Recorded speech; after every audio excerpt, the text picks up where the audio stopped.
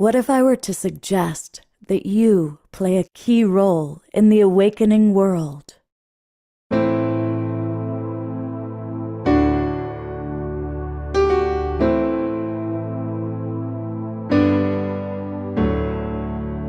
that you are watching this because you have heard the call.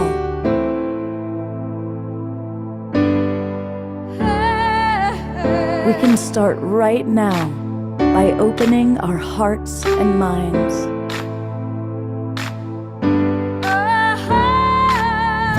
Welcome to the awakening world.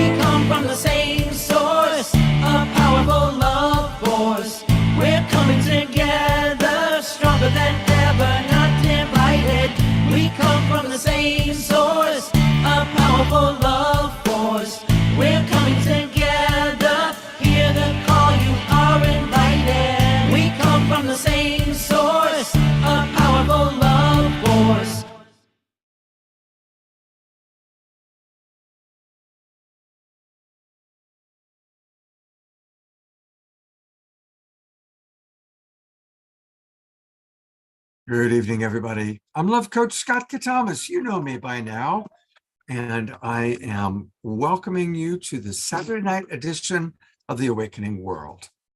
It's going to be a really fun show. Tonight is the lunar eclipse, and it's a very powerful energy. My other self, my Love Coach Scott self, has had a lot of clients, a lot of friends who have reached out and let me know they're going through a lot. And I'm wondering what's going on for all of you. I've heard a lot about what this lunar eclipse is all about. And we are blessed because my co-host is the amazing Guinevere. She's been on our show pretty much every year at this time. And so it's wonderful to have Guinevere with us tonight. She is going to kind of explain to us all about lunar eclipse energy, help us to understand Secret Samhain, the history of it. So welcome, Guinevere. Thank you for being with us. Thank you for welcoming me, Scott. I'm very blessed to be here with you. I'm excited to share with you tonight. And also, I'm really excited to see all the amazing energy that's going to be moving around. Absolutely. It's going to be a powerful show. And we always have, of course, our beloved Omashar, who's going to provide not one, not two, but three musical numbers that he has prepared for us. And as always, he's got the best backdrop. Look at that amazing being behind him. And then we will conclude our show tonight with Pia Avia providing a KES group healing coming all the way from Iceland. So definitely stick around for that. It's going to be a really wonderful to have you with us. Thank you, Pia, for coming back. We so enjoyed having you with us last time. So thank you very much for being with us.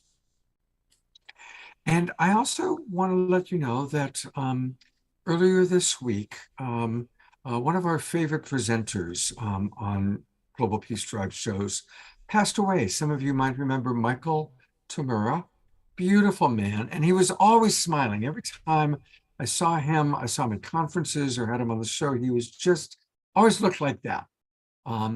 Anyway, Michael passed away this week. And so we're going to dedicate a good portion of tonight's show to honoring Michael.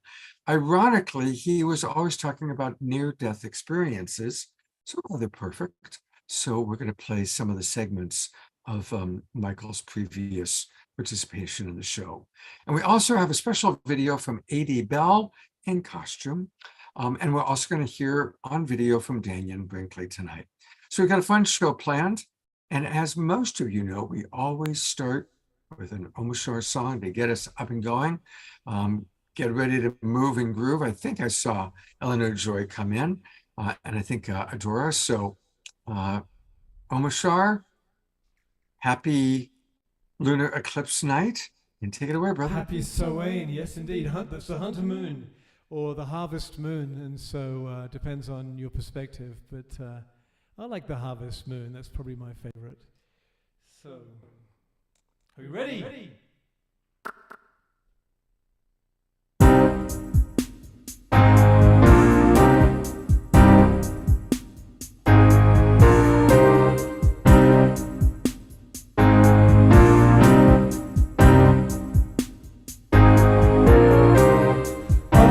Relations, I am one with you. In all that you teach me, I give thanks to you. With my heart, I listen as I pray. I know you are with me, guiding my way.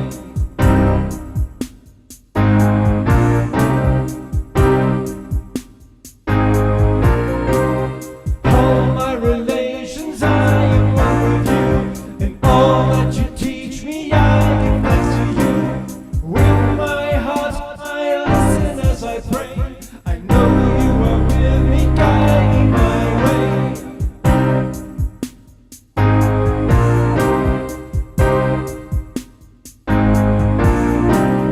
Four-legged winged ones, creatures great and small, and humble on arrival stand tall, walking straight the path of harmony. All my relations walk with me.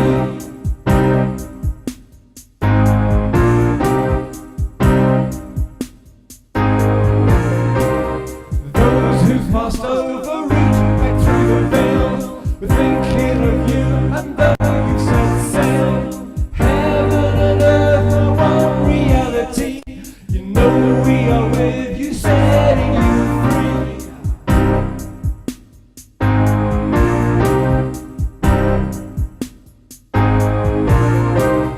All my relations, I am one with you. In all that you teach me, I give thanks to you.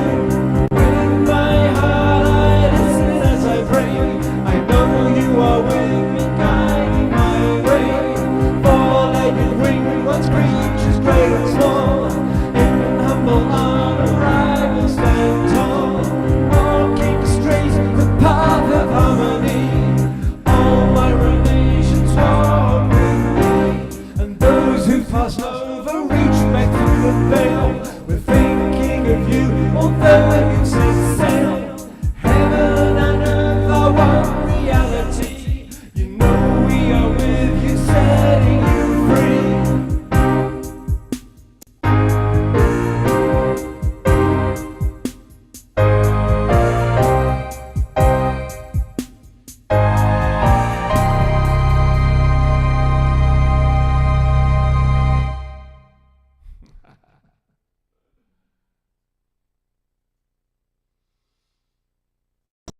All my relations. Scott, you're muted, brother.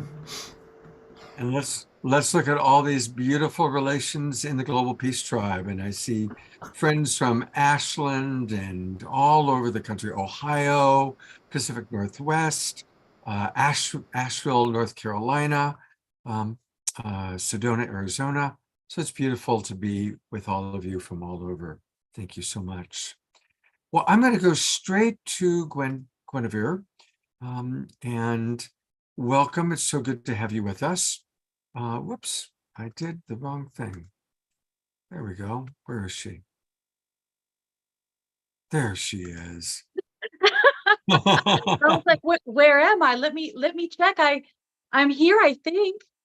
I'm already confused. It's like the evening, the energies are coming in. I want to, by way of introduction, and some of you have heard this story before, but I've known Guinevere we just figured out, for 22 years. And I first met her when I was producing, back when I was doing shows like Strange Universe and Looking Beyond. She was one of the psychics that we worked with. And that was around 1990. Actually, those shows, really, I know you earlier because those shows were in the late 90s when I did those shows. And anyway, many years went by. And in 2011, my wife passed away. And I hadn't spoken to Guinevere for at least a decade. But I think we had stayed friends on Facebook. We were Facebook friends. And about 6 months after my wife passed away, I was moving from my office through my bedroom real quickly to go to the bathroom. And as I entered the bedroom, for a flash, I saw my wife, who had passed away earlier, on the bed smiling at me. And it was one of those quick things, so fast. I was like, but of course, it was so fast and she was gone. So go to the bathroom, go back to my computer, and within minutes, I get a Facebook private message from Guinevere saying, "Hi, Scott, your wife," first off, I acknowledge the passage of your wife. I've been following this, and she just came to me and wanted me to reach out and let you know, yes, you did just see her. Yeah. It was a while after that I came to visit you in Asheville, and you connected to my wife on the other side, and I had an incredible conversation with her that night through you. So thank you so much for your amazing service to our world, to me personally, and it's always such an honor. It's really become a tradition every year for our All Hallows Eve show. You are at the central part of our show. So thank you for being my co-host tonight. I'm obviously always honored to be your co-host or your host or your whatever I happen to be, because honestly, I always knew that there was a divine alignment between us. The longer I knew you, the more I saw that our different groups, people I didn't even know you knew, were all intersecting. And I was like, this was always going to happen. I was always going to be part of your energy at some point. Now I'm going to actually add to something that I never really spoke on about when I met you and also your wife, because I feel like in the past I've let you speak on it, but I've never really kind of added to. The night before I actually met you, a very powerful spirit entered my room, probably I'm going to say 2 a.m, and crashed my curtains down. So it was very, very obvious. And then sat down on the edge of my bed, looked like the God version of you, which is very interesting because the thing I love is when I met you, you had long auburn hair. And the person who came up to me was you now, basically, but like if we amplify you to God version. And you, for real, I'm not even kidding. And you sat down across from me and you were sharing these profound spiritual passages that is you now. So when I met you, you weren't this person that you became. And you sitting across from me, I was in awe and completely taken off guard. So when I finally did meet you, it's one of the reasons why when we were in the room of psychics, I was the only psychic that knew about your previous relationship with Whoopi Goldberg. Right. That's right. And I believe Lily Tomlin too. And it's because you told me. How's that for them apples? Very amazing. Amazing. Now you know something extra. So I didn't even read you there. I just I got all the information from you the night before. Wow. And Well, then if we return to sushi, then what took place was that same day that I inboxed you, I saw you walking down the hallway. Like I was just in a meditation. And I see this beautiful being that looks more like an angel than a human being turn, look at you, and just beam sunlight, the most beautiful smile. And then she turned to me and she said, please don't let him think that he imagined it. It's very important he knows that I made sure to acknowledge that I would never leave his heart. And that was something I wanted to share with you tonight, especially considering the moon, considering Michael, considering this phase. Thank you. I'm a little choked up. Well, I love you. And it was really funny. It's a brother-sister love at first sight. I mean, I loved you from the minute I saw you. And it's so beautiful when that happens. There's no weirdness to it. It's just a pure flow. Thank you. Thank you. Thank you. Thank you. Thank you. You're welcome. You're welcome. You're welcome. Welcome. Welcome. Okay. Well, that was a beautiful start. And I would love for you to share with us about how do we work with this lunar eclipse energy? Okay, well, first off, it's a big one, right? And I know everybody's feeling it, and I know everybody's probably feeling it incredibly hard right now. Depending on whether or not you got on top of the most recent solar eclipse that we just had, that one that just happened, okay? Because we're in the middle, we're in bookends right now. That solar eclipse is connected to the solar eclipse that's coming up in April, okay? So technically speaking, right now, we're actually inside of an energetic portal that's asking us to assess the harm or the pain or the things that need to be healed within us so that we can step into a golden era or a new dawn kind of energy of a world. And you know, I've spoken to you in the past about portals, and I've learned them. Portals have been teaching me themselves, because each time I cross through one and come out the other side, I've learned what just happened. Okay. So this lunar eclipse placed so elegantly between the two, right? Solar, lunar. We're in the eclipse season. This one placed in the middle is literal. It's so rare to run into a literal one that's having a direct dialogue that's not even mysterious, because its choice of coming on the full moon right before Halloween, Samhain, veils between the worlds thinnest, is asking us to get in touch with the gifts that our ancestors have left us to navigate moving forward without getting caught in the gunk of what we've been through. We have to continue to purge and heal while being effective and clear, because it's a balanced one. This is a very balanced eclipse. Eclipses usually force you into your shadow self. This one's actually forcing you to death, which is different, okay? Because death is change and transformation and birth. And it's already been such an active eclipse that it has been showing itself in symbols, and the people that it kind of churns or upsets or disrupts are the people it's resetting. Okay. So if people have been having a hard time, you're supposed to look at that as an opportunity. A doorway of opportunity is being presented right now, especially considering the fact that this inheriting the gifts of the ancestors, so that we are like Perseus in the fable, where he's given Bubo the owl, he's given the shield, he's given Pegasus. We're given gifts to be able to take on larger tasks and do amazing and extraordinary things. So this is a very unique one. I will also say it ruined my whole day, but not for a bad reason. A gift that was shown to me many, many years ago was the energy of cattle being associated with wealth, because way back in the day, cattle was money, right? Well, my neighbor's cows got in my yard, and I spent literally from 3 a.m. last night, full moon, to about 6 p.m. my time, chasing cows out of my yard. Big cows. We're talking longhorns. Wow. But that's the symbol, though, which is really funny because I actually knew the connection. So the fact that it happened now was something I was like, okay, I know the connection. So I'm imploring audience and people who are watching right now to pay attention to when you're noticing that it is somebody that has passed, somebody you dearly love is trying to reach out to you and give you a gift, because this is the time to receive it. Wow, beautiful. And what about, I've heard that, this is a time where it's like a reset button. That's what the Twin Ray was saying. Anything you can It is say? literally a reset. That's why I use the word death and rebirth. Mhm. The other thing that I had come visiting to share that with me was I had a raven violently peg me with an acorn yesterday.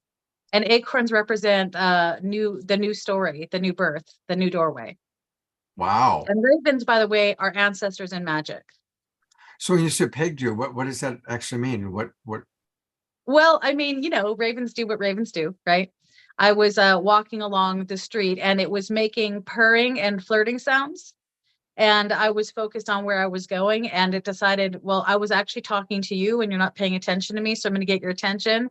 And it partially peeled an acorn and it threw it at me, and it bounced off my shoulder. And the only reason why I know it threw it at me is because it didn't fall out of the tree. It wasn't just a bounce off. It was like a violent, and it just continued to purr and giggle at me. It was really kind of adorable. Wow. I have the acorn. Far be it for me to frown on a gift from a raven. I mean, Odin would be horrified. And we've got about 8 minutes to go into you leading a meditation. So you've got about 8 minutes to share with us about All Hallows Eve, Sacred Samhain, the history, and how we work with it. Okay, I will repeat some of the things you already have heard from me in the past because it's always going to be intersecting. If we want to go to the origins of Samhain, then we're going to go to Ireland for that. And in Ireland, the whole process of candy, for instance, was to feed the spirits. It was the idea of creating a gift for those ancestors. They knew that the veils between the world was thin. They knew that technically for them, it was their new year because it was the beginning of the rest of the year. Because they have a different new year than us. They don't do January, they do the 31st. And so I have my little pumpkins right here, right? And the symbolism of the pumpkin or the gourd is the whole idea of the seeds of the future, right? It's like the seeds are ready to go underground, right? We're going to go into winter, they're going to go underground, and they're going to gestate. So we get into costume so that mischievous hobgoblins and strange spirits don't come around and start creating chaos, because that doorway that's thin isn't just the one that is to our relatives, it's the one to all the other dimensions and all the other worlds, where usually the fairies and the elves and the hobgoblins and anybody who's a little bit mischievous out there in the woods is usually doing their own thing. But when they see that opportunity to engage and they think that this could be a moment where I could have some fun scaring the heck out of somebody, they do in fact interfere, which is why the costuming happened, was so that you would either scare them off first. So a scary costume was to scare off mischief and interference. A costume such as this is more of a connection to the ancestors, but it would also, they would think you were one of the ancestors, which I still love. I love the idea that they see you wandering down the street. They're like, it's just a ghost, not a person. Don't want to bother that person. I'm sorry. I'm always so deeply amused by the beauty of the holiday because it is both so charming, because magically speaking, with these veils opening, we can have the most amazing dialogues with everything from our ancestors to even the hobgoblin, if you want to dare it, to deities and gods, right? And then the honoring with the candles and the gourd and the candy, so every spirit is fed, keeps you in good, basically faith, keeps you in this really positive place. Now, one of the things I've noticed is there's been an evolution energetically where there's been more and more activity. And that's just something I've witnessed over the course of my life, where when I was younger, I noticed that there was less interference. And now I'm noticing that there's so much interference. I don't know if you've been paying attention, Scott, but there has been people filming all different kinds of phenomena in their houses and they don't know what to make of it. I can't even tell you how often I've seen people's relatives walk right behind them. It's been very active. So yes, Sacred Samhain is an opportunity to be part of a dance that doesn't necessarily ask us to be part of the practical chores of the practical world. We're being asked to remember that we're more than just our flesh. Our bone is the only thing we really leave behind. And, sometimes even that's pulverized into sand and dirt, right? But our spirits continue and dance between and with us at all times. It just, if you're a medium like I am, you can access that more fluidly. But now even a normal person who's just a little bit intuitive can also access it. I still require people to understand, protect yourself, create sacred blessings in your homes. I don't salt the earth because that's bad for the earth, but I use salt to put over my boundaries, for instance, like right over the doorstep or right over the windowsill, so that mischief isn't moving on somebody, because people can have a hobgoblin hop onto them and walk into your home. So I just let that the salt scrubs them off. And I can't really think of anything else off the top of my head, because at this point, I think I am Sacred Samhain. And where does kind of the Day of the Dead, the Mexican tradition, how does that kind of fit in? Like, is it that every culture just recognized that this is when the veils are thin, so they created their own version of connection to our loved ones on the other side? I have also noticed that, right? Because when you realize that Ireland and Mexico didn't have that ability to confer with each other. But Mm. they all had their own traditions. And to some degree, obviously, we rubbed off on them when we came through. So obviously colonization took place. There was a mingling, but they already had their ceremonies to the dead. And they already were connected to those energies and the understanding of truly honoring and respecting. I think they are potentially the most elegant version of honoring the dead I've ever seen in my life. I have considered myself incredibly lucky to learn and to interact and engage with them, because it has expanded my ability to see the sacredness and being part of that whole process. So everybody's bringing something that we all have this. I'm going to say that we all have an innate knowledge within our spirituality about what is sacred and how to behave in sacred ways. And each person's traditions may be close, but not the same. But when we engage with each other, we're constantly transforming traditions.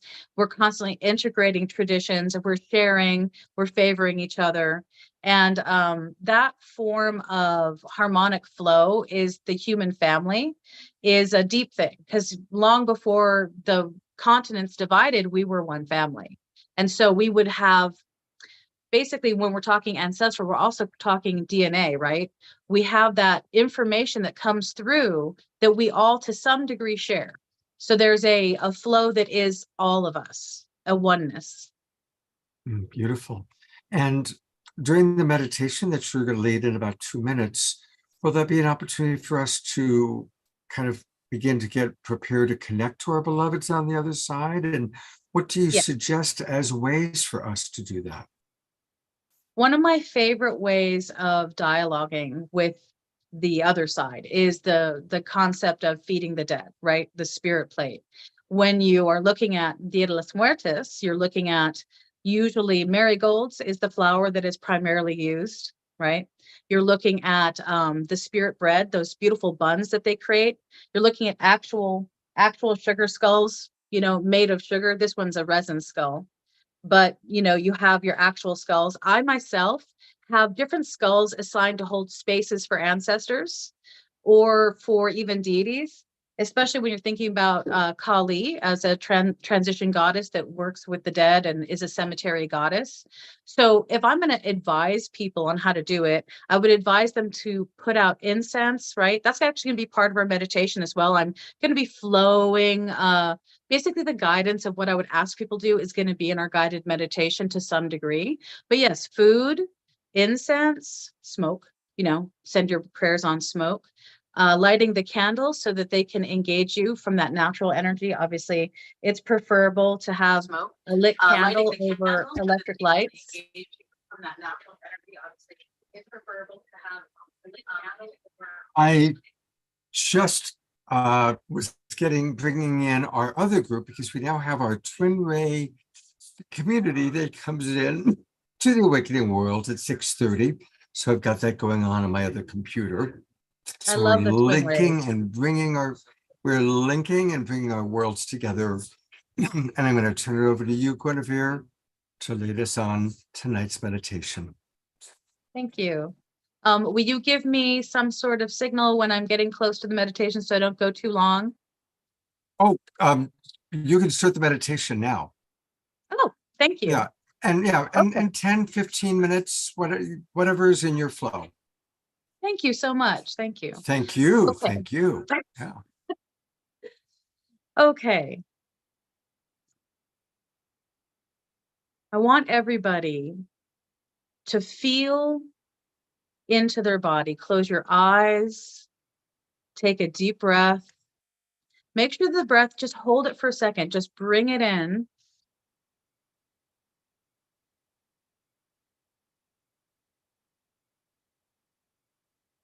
Count of 3. Think count of 3 when you exhale. It's good to breathe in through the nose and out through the mouth. We're going to do that again. Eyes still closed. Take a breath in.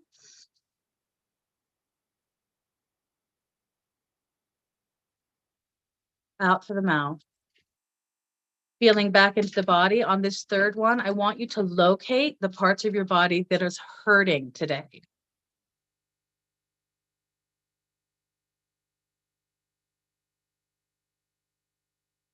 On that last out breath, if you've located the shoulders as the issue, hips as the issue, jaw as the issue, or even that you notice that you're holding your face tensely or in a frown, I want you to take this moment literally to center yourself inside of the exact spot that hurts and start to see a beautiful light coming from this full moon, a silvery light descending down, down, down into that beautiful, beautiful area where the pain is asking for that healing.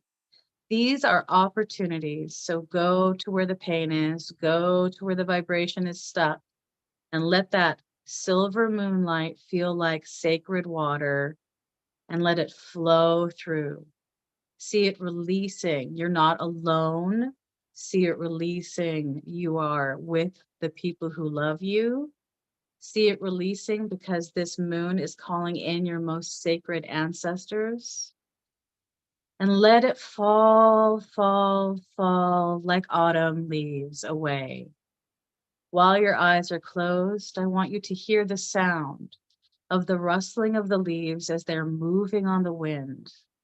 And as these leaves are rustling around you, you realize you can feel the cool, crisp, damp of autumn's shifting season. It's going to come in and around you like a sacred hug. The wind that's rustling the leaves, the sound of an owl hooting in the distance, you can hear it. Maybe it's a great owl, maybe it's a screech owl. Everybody experiences these things differently.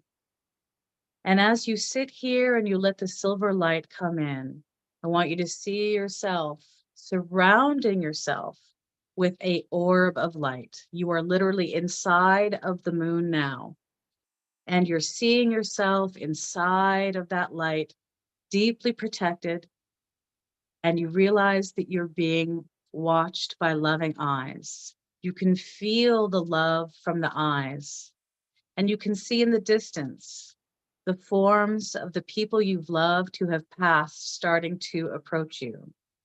As they approach you, you imagine that you are standing in the field, holding a beautiful white pumpkin out. And maybe as the mist is starting to part, you might recognize the face of a beloved smiling at you now, seeing this beautiful gift you are offering, this beautiful white pumpkin. The pumpkin can be tiny or it can be large, but it is containing inside of it not just the seeds of the future, but a love gift that you're offering to them. All the memories, all the laughter, all the times that you did things together and learned and grew in wisdom is inside of this pumpkin you're offering to your beloved loved ones. You are handing it over. If they stay in shadow, if the moon is obscuring their features, trust that it is one who truly loves you and respects you that is receiving this gift. Sit in front of them in a state of beauty, knowing that you're being greeted by somebody who's going to assist you now in a deep transformational change in your life. One who knows the way and has seen it coming long before you knew the way is sitting now across from you. Maybe they're shining, maybe they're a light. Whatever form they've chosen, even if it's the form of an animal, they are engaging you from a space of absolute respect.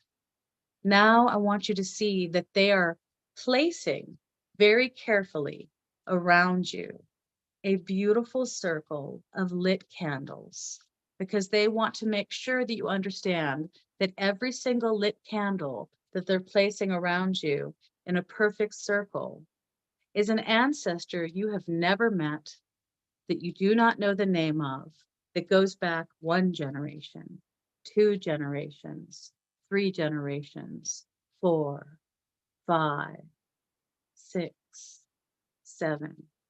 Some of you will reach the 7th of these ancestors sitting around you in a perfect circle. Some of you will notice that a spiral of them will start to expand out, 7 more and 7 more, until you are sitting in the middle of the lotus blossom of ancestors smiling on you. Each of them is lighting a candle, and each candle that you're witnessing being lit has a different color. And each of the colors represent a gift that they are leaving you. Some forgotten poem, some forgotten science, some forgotten agriculture, some forgotten story, some forgotten protection, some forgotten art form. All these solutions are being lit around you, and each of the candles, as they start to flicker, start to rise, and what happens next is phenomenal. You see, as they're rising and rising, that you're in a circle that is now more of a bonfire, completely surrounding you than it was the candles. And as it burns in a beautiful way, not harming, not touching, a secret, special, sacred spirit fire, sometimes green, sometimes purple, changing, shifting. They ask you now to throw in any of the directions. You can stand, you can spin, you can dance inside the vision in physical form if you like to do it performatively. They want you to throw your obstacles into the fire. They want you to surrender the areas that had the pain in your body, those spaces in the shoulder, in the hip, in the knee, that you have stored pain, that they passed on to you for you to heal for them. And they know it's time for you to put it in the fire so that you realize that you've taken their pain and now you will purge that pain. You have taken their sorrow and now you will purge that sorrow. You hear in the distance the sound of wind again. The leaves are stirring, the fire is starting to die. And you notice that that silver moonlight is starting to become a little dimmer and a little dimmer. It's becoming quieter and quieter. The sound of the wind is settling. The sound of the owl is over. You can hear your heartbeat and your breathing, and you can still feel them all around you. But it is very quiet as they're introducing you to the inside of that gift you gave them. The womb consciousness, a fresh birth, a gestation of who you can become, an inheritance of beautiful things is now growing in this darkness, just like you grew in the darkness, just like they prayed for you to grow in the darkness so that you would become strong. In that darkness, in that void, is the possibility of all things. I want you to carefully pick the things that you want to see expanding: greater love, greater wisdom, greater health. They're going to ask you to settle yourself again, but now into your hips. For you are in the darkness, and the darkness is holding you in your hips. And inside of your hips is the cradle. And they want you to see the first dream you want to manifest come springtime. Because as they're guiding you towards springtime, they're guiding you to the doorway that will open before you. And they want all of your focus on that. And this is what they say to you now. As I speak these words, these are the words coming through. They say to you, you are worthy. Now, whether in your heart or out loud, say, I am worthy. They say, you are loved. Say out loud or inside of your heart, I am loved. They say, you are protected. You say, I am protected. They say, we prayed for you and you came.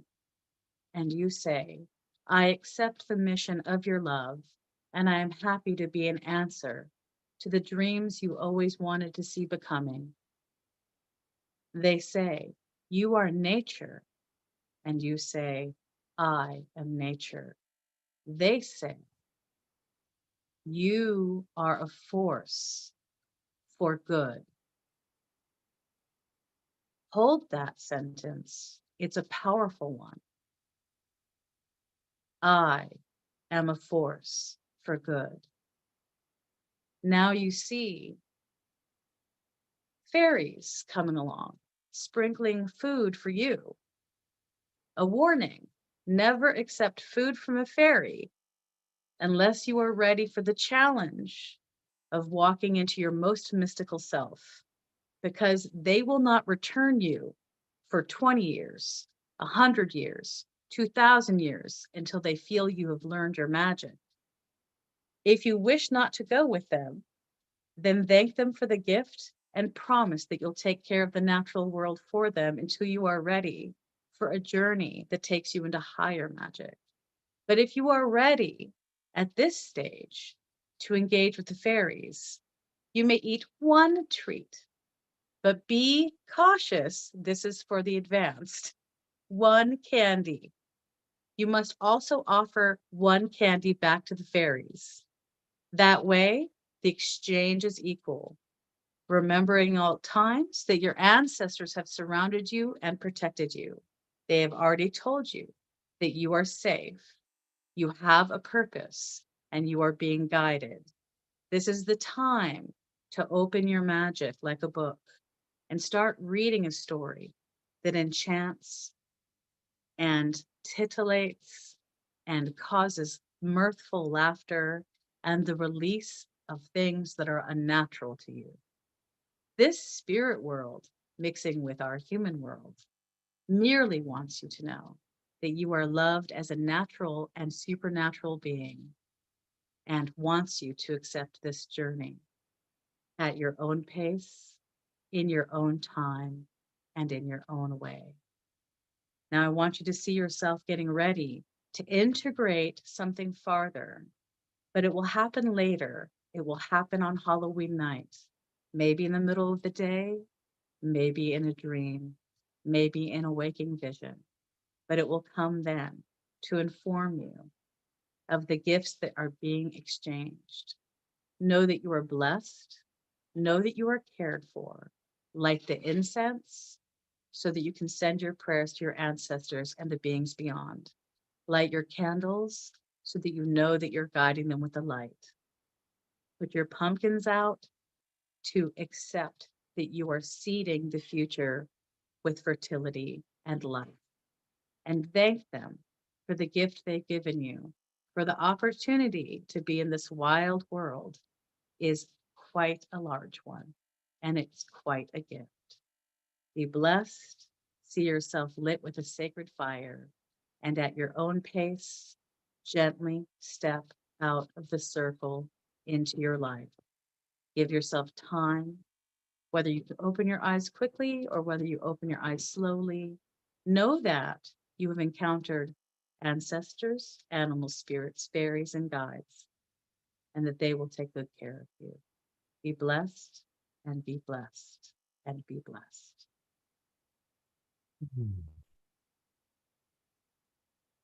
That was just beautiful. Thank you so much. And thank you for the wonderful advice about how to handle those fairies. Make sure it's an Got equal to be careful. You exchange. eat fairy candy, you're going with them. Yeah, that was, as you're saying that, I never thought of it that way, but it really, you brought such a beautiful quality to that. Thank you so much. You got to give I them candy. You got to give them gotta give candy. them candy. What kind of treats do they like the most? Okay, if we're talking fairies, they like hazelnuts. They prefer hazelnuts. They like seasonal fruits, which is one of the reasons why this time of year you see the pumpkins, the gourds, the squashes. They love apples. Apples invoke Iduna. She's the goddess of apples and apple orchards.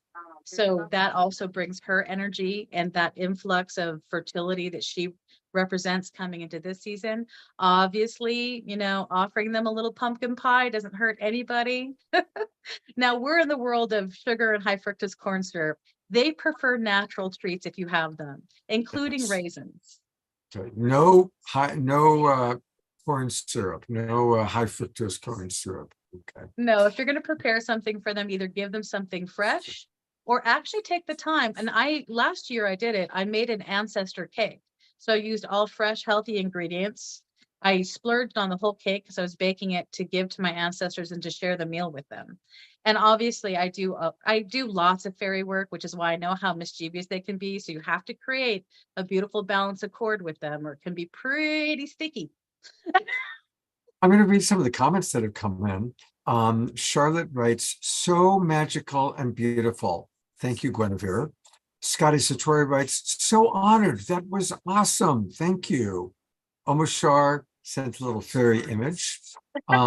Laura Chamberlain wrote, so beautiful. I will go with the fairies. I've always wanted to. Susan Bloomquist writes, how extremely charming.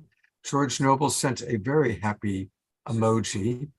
Tiara sent several emojis, including a spook, a goblin, and some fire. Sylvia is a little more practical. She writes, some grape preserves like Mom used to make, made by brother out of grapes from the land he stewards. Oh, that's a beautiful memory, Sylvia. That is beautiful. Laura writes, we'll bake something tomorrow for all of my ancestors. And Tiara writes, thank you so much. Yes, her birthday is Halloween, so we will be celebrating your birthday, That's Tiara. going to be amazing. Yes, we will get the replay to you, Tiara. As always, we always send the replays out on Monday, so the replay will be available on Monday to all of you that are part of the Global Peace Tribe, which is actually a good time for me to now remind everybody that, of course, we have about 42 people that are in the Zoom room with us, and we love each and every one of you. But I want to acknowledge all the people watching on 150 different Facebook groups and pages, the Conscious Awakening Network, Ellen Steinfeld's YouTube channel, our YouTube channel.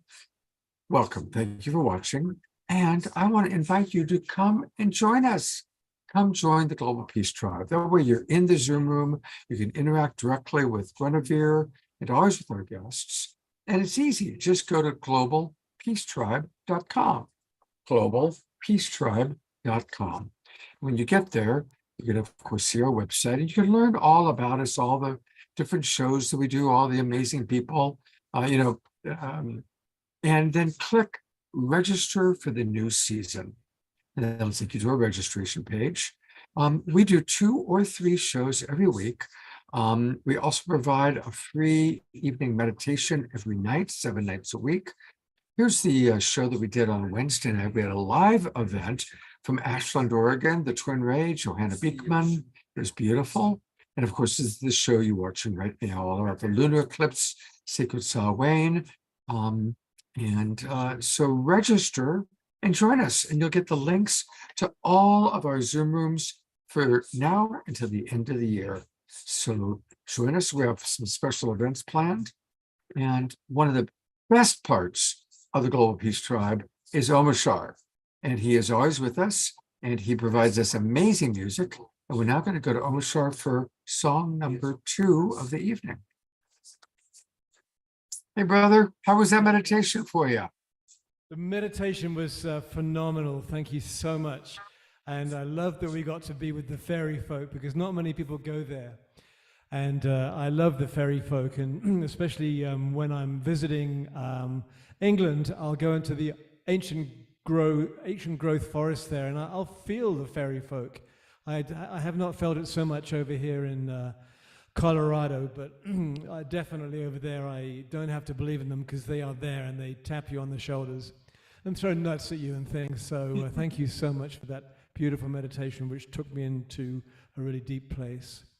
And so here we are. Okay, here's another one for you, like this one. And amazing. That's perfect. Absolutely perfect. Are we ready?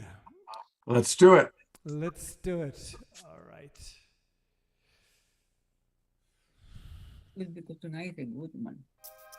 I've seen too much to deny anymore. I'm finding out where I'm hurting. The journey now is liberating, breaking down walls inside me. And now the door within my heart is open.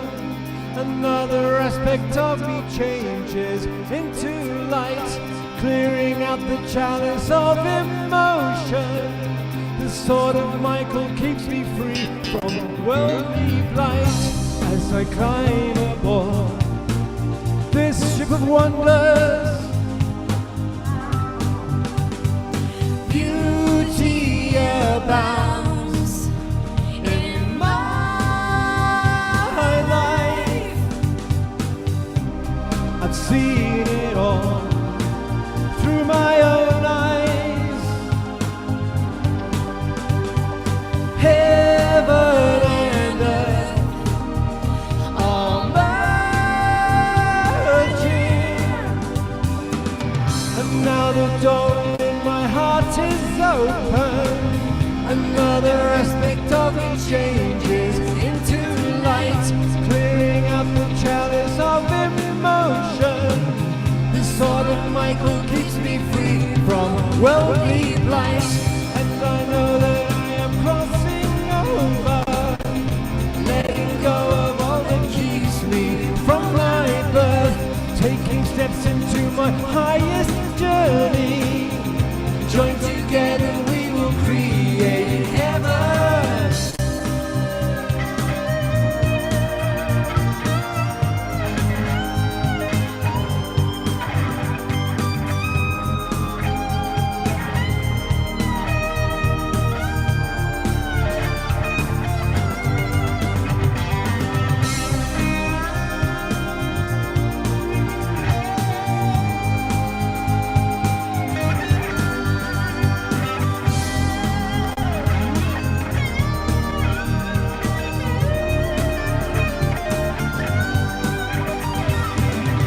Now the door in my heart is open.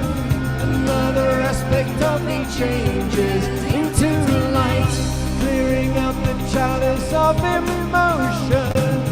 The sword of Michael keeps me free from worldly blight, and I know that I am crossing over, letting go of all that keeps me from my birth, taking steps into my highest journey.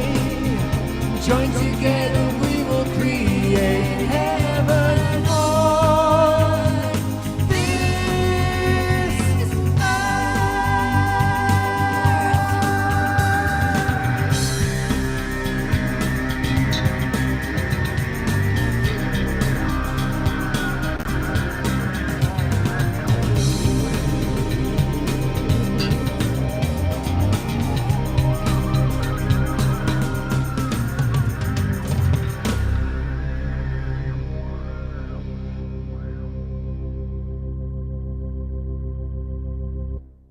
Wow. Let's all twinkle Omashar. And Albert Einstein has even joined us. We've got Einstein in the house. I love know. that, right? Oh, that was really I love when you get that guitar, those guitar licks in. Yeah, it's songs. what just absolutely amazing. I know they just kind of lift it up and they appeal to all the genres because I like all genres of music, from rock to classical to everything. So it's all in there. Absolutely. Hey, I want to remind everybody you can get all things Omashar at his website, omashar.com. And that's where we go down.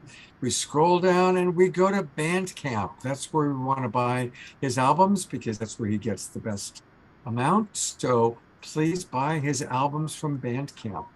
I'm opening it up right there. There we go. And he's got 5 albums and that 6th one still waiting to give birth. But it'll happen. It'll happen. It will happen. It is. It's I just have to wait myself for the impulse. And so.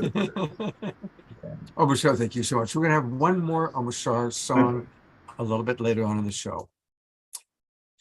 All right, we're going to switch gears a little bit. We will also hear more from Guinevere in a little bit. But I just want to acknowledge Michael Tamura, such a beautiful, beautiful man. And he was on the show many, many times. First, when we were Saturday Night Alive for the Global Peace Tribe. And I know many of you go back to those years with us. And Michael was on that show, and then he was on The Awakening World as well. And he passed away this week. And it was a very peaceful passage. He was feeling great. He was feeling good. He had a good breakfast, and he went into his exercise room. And then his wife noticed that he was in longer than usual. She went in, and there he was, slumped over one of his machines, and he just gently left his body. And so we really appreciate Michael a lot. And so I'm going to play some of his segments from when he was on the show with us previously. Now, ironically, Michael was always on the shows about near-death experiences because he, like Guinevere, had multiple near-death experiences. So he would tend to come onto our shows and talk about what to expect, what it's like, how to manage it. So let's take a look at Michael from the last time he was on our show. I am here with Michael Tamura, and when Kristen and I realized we wanted to do this topic, right away we thought, I hope we can get Michael to come back and share his wisdom. And as I already explained to you, he has a remarkable background. And Michael, I'm going to go right into it. What is your message for people that are dealing with the loss of loved ones who have passed? Oh yeah, that's so important right now, especially with so many people seemingly making a mass exodus. But any of you who are dealing with that and dealing with any part of the process of dying and death, you've all heard probably time and again from various people, and even people who've had personal experiences of having died and then returning, is called near-death experiences, or they've had experiences of reincarnation, or they've worked extensively with the dying. Somewhere along the way, you've heard that you never die. You know, your physical body may die, but you continue to live in a different form. Those of you who are more religious, you may have been brought up with the idea of an afterlife. And then those who have the gift of mediumship or you've been to mediums to contact your loved ones who've passed on, there seems to be a continuum. But just intellectually knowing that you never die and that you don't ever have to be afraid of death or even when you have a religious belief in the afterlife, that's not going to fundamentally change your relationship to death and dying, especially when the prospect of dying gets close to home. You know, those of you who are already currently dealing with the death of loved ones, or you're considering even the prospect of them or you eventually dying, no matter how much you might understand or believe that no one ever really dies, you may still worry, experience fear, or definitely grieve when that life process that we call dying and death is imminent or has already happened.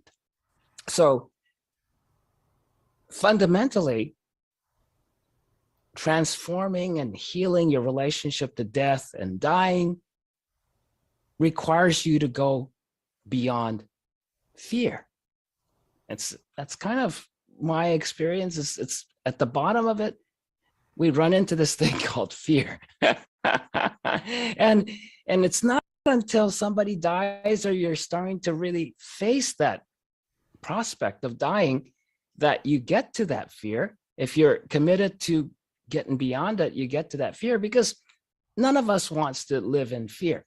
It's one thing we just don't want to deal with. And in my experience of teaching spiritual seekers for decades, that fear, terror especially, is the last emotion that the advancing soul, the soul on a advanced level of spiritual growth, actually deals with.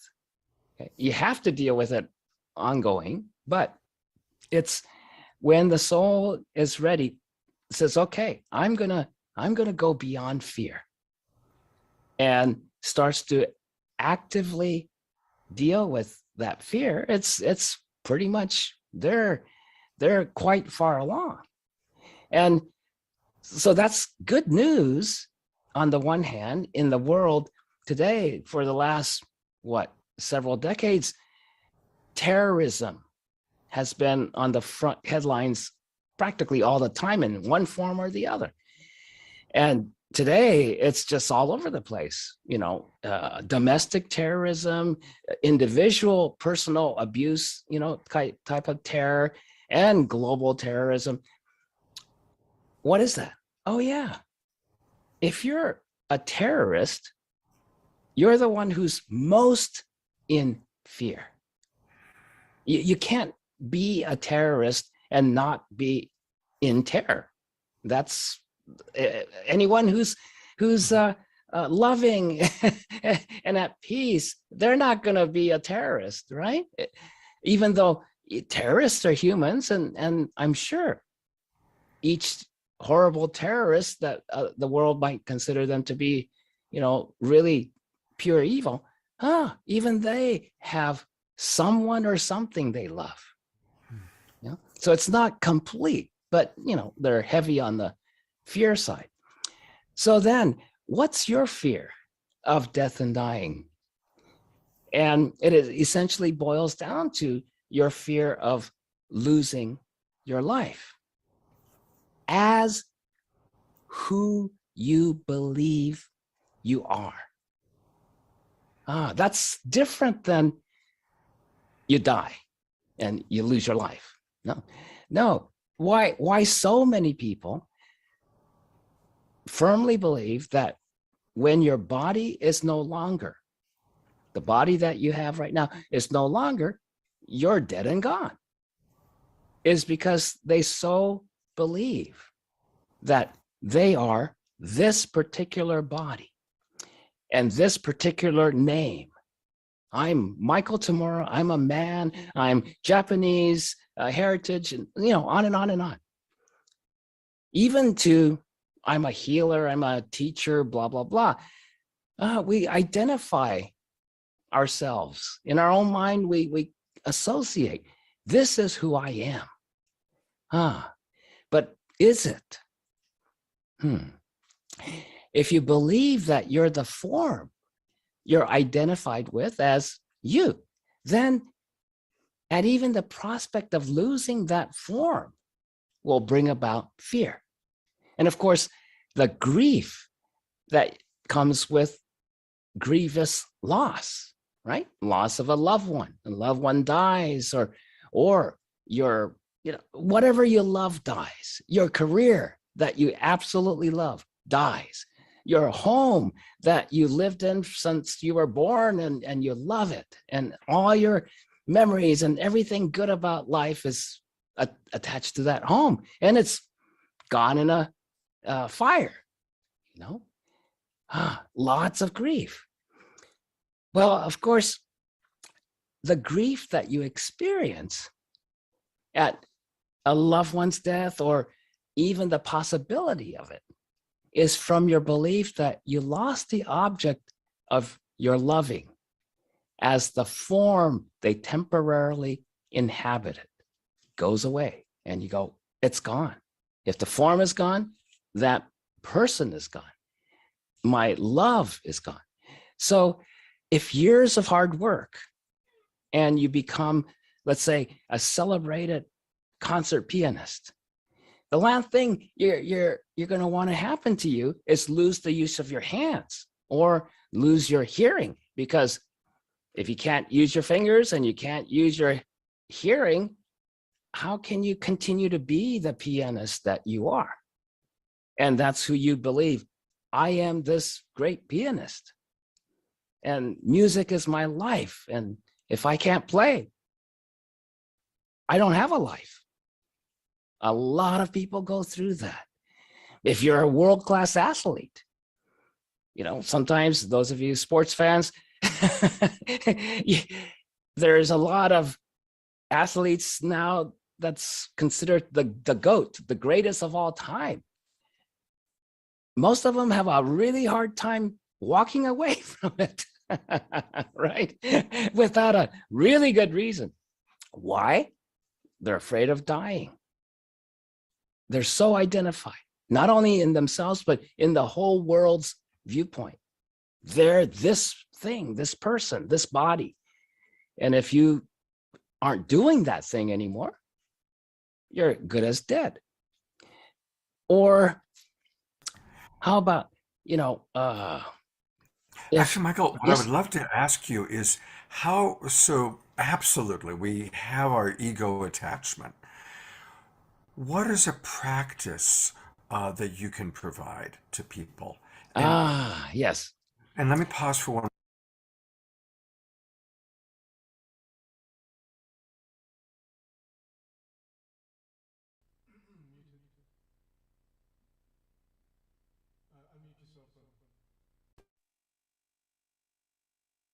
Scott, I can't hear you. Because I'm muted. That's the end of part one. We're going to go to part two where he answers that question. But Guinevere, I'd love to get kind of your take on what he's been sharing. One of the things I want to share is his presence is very strong. And the honoring him so close to his crossing is such a huge gift.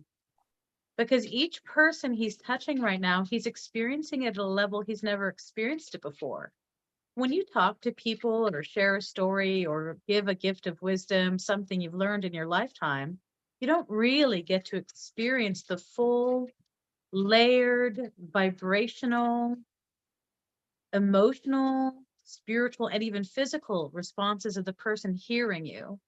And he is feeling everybody right now. He also shared with me, because he's so strong right now, he's so strong. He's sharing with me the way he ascended. I think that this is the week of the ascended heroes. I was mentioning to Scott earlier that a dear relative had passed in South Dakota.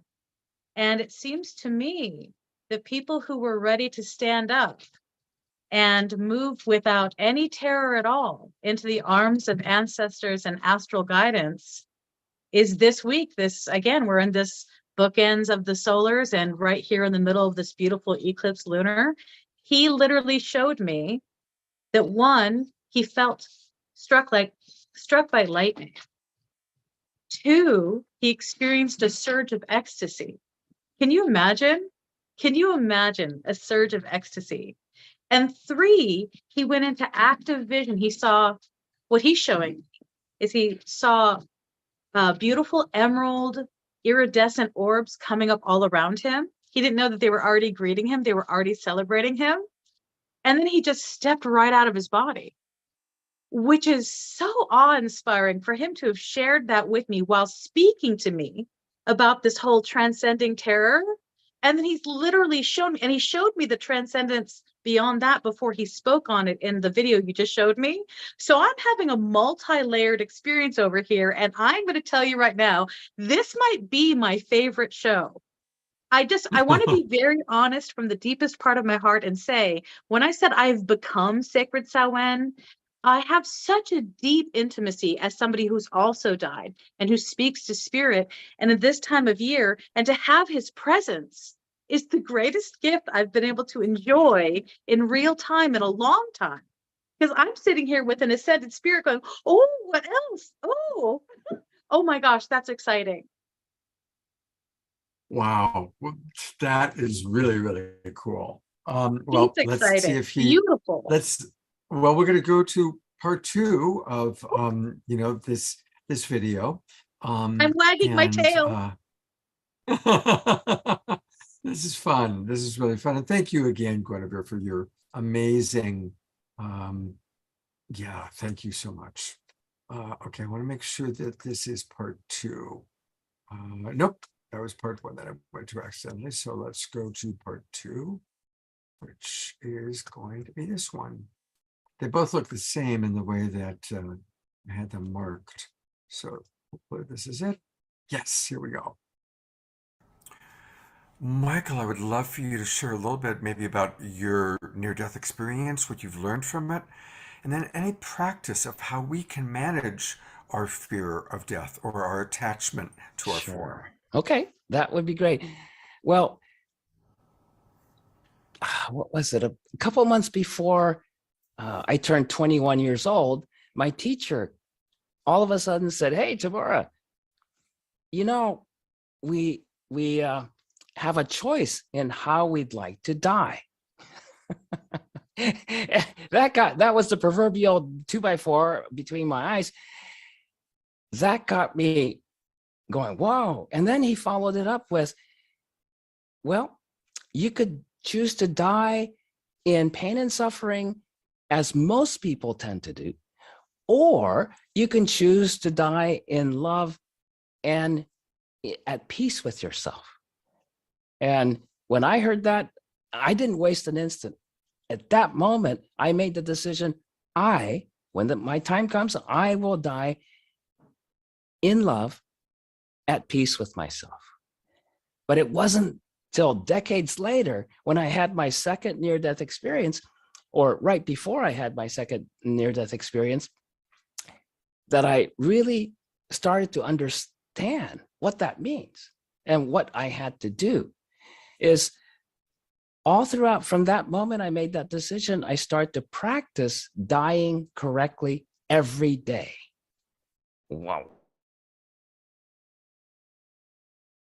Isn't that amazing? Like, you hadn't seen this. You didn't know what he was going to say, right? Isn't No, this something? I'm sitting here in gales of ecstasy. I mean, what a wonderful opportunity for us all. What a beautiful proof about what this even lunar eclipse is about. I mean, he's taken a seat with us right here, right now. He accomplished. I've got chills all over my whole body. I want to cry, but not with sadness. I want to cry with bliss, with ecstasy. I don't have words. I mean, whoa. Yeah, Whoa. big whoa. Big whoa. Okay, I'm going to go back to the video. I had not watched this either. I just pulled them today. And so we're all on a ride together, everybody. All right, I've got to go back to that one. I think it's this one. Yes. Ooh, but I lost where we were. Michael, I would love for you to That thing going away that we're grieving, that's just one small part of it. But when we start to experience that, all the other unattended grief flies up in our face, flies up in our mind, into our awareness that was buried. And so once that comes up, what do you do with it? Oh, do you fight it? Do you try to do something about it? Well, most of us, until we're aware, we fight it and we try to fix it. I don't like how I'm feeling. And how do I feel this? How do I get rid of this feeling? How do I get out of pain? How do I do all these things? But in actuality, these are just images in our mind, full of emotion, full of thoughts, full of blame, judgment, everything else. We just need to let go of these images. And that's what anybody who's ever practiced any type of meditation, first thing when they first start, they close their eyes, quiet, go within. And what happens? Did I turn off my stove? Did I lock the door of my car? And my leg's hurting. So what's that about? Those are all the images that you didn't pay attention to. You weren't aware of it. Of them in your mind. Now you're quiet. You're not engaged in, posting on Facebook or writing emails or driving a car, doing your job. It's all, you're aware of what's inside. So letting go of the images, that's the real letting go process. And when you let go, you're not getting rid of them. You're letting them be. You're becoming neutral to them, and you're going, oh, that's just a thought. That's just a pastime judgment I had when I was 4 years old, right? So all those come up, let it come up, and just let them go. What will help, when I had just about before I had my actual near-death experience where my heart flatlined in the ambulance ride, and I floated up out of the roof of the ambulance and saw my wife driving, you know, intensely behind the ambulance. I had to be taken away about an hour and a half ambulance ride, and I had to wait an hour and a half. And that's after I have been going through a heart attack for 4.5 hours. Wow, that's Yeah, amazing. yeah. Wow. So during that time, I'm being attended to by this really bright young man that I look into his face in the back of the ambulance, and he looked like, my thought was, God, he must be like a sophomore in high school. and then I asked him, you know, how long have you been a paramedic? And he says, oh, next week I'm going to take my paramedic's licensing exam.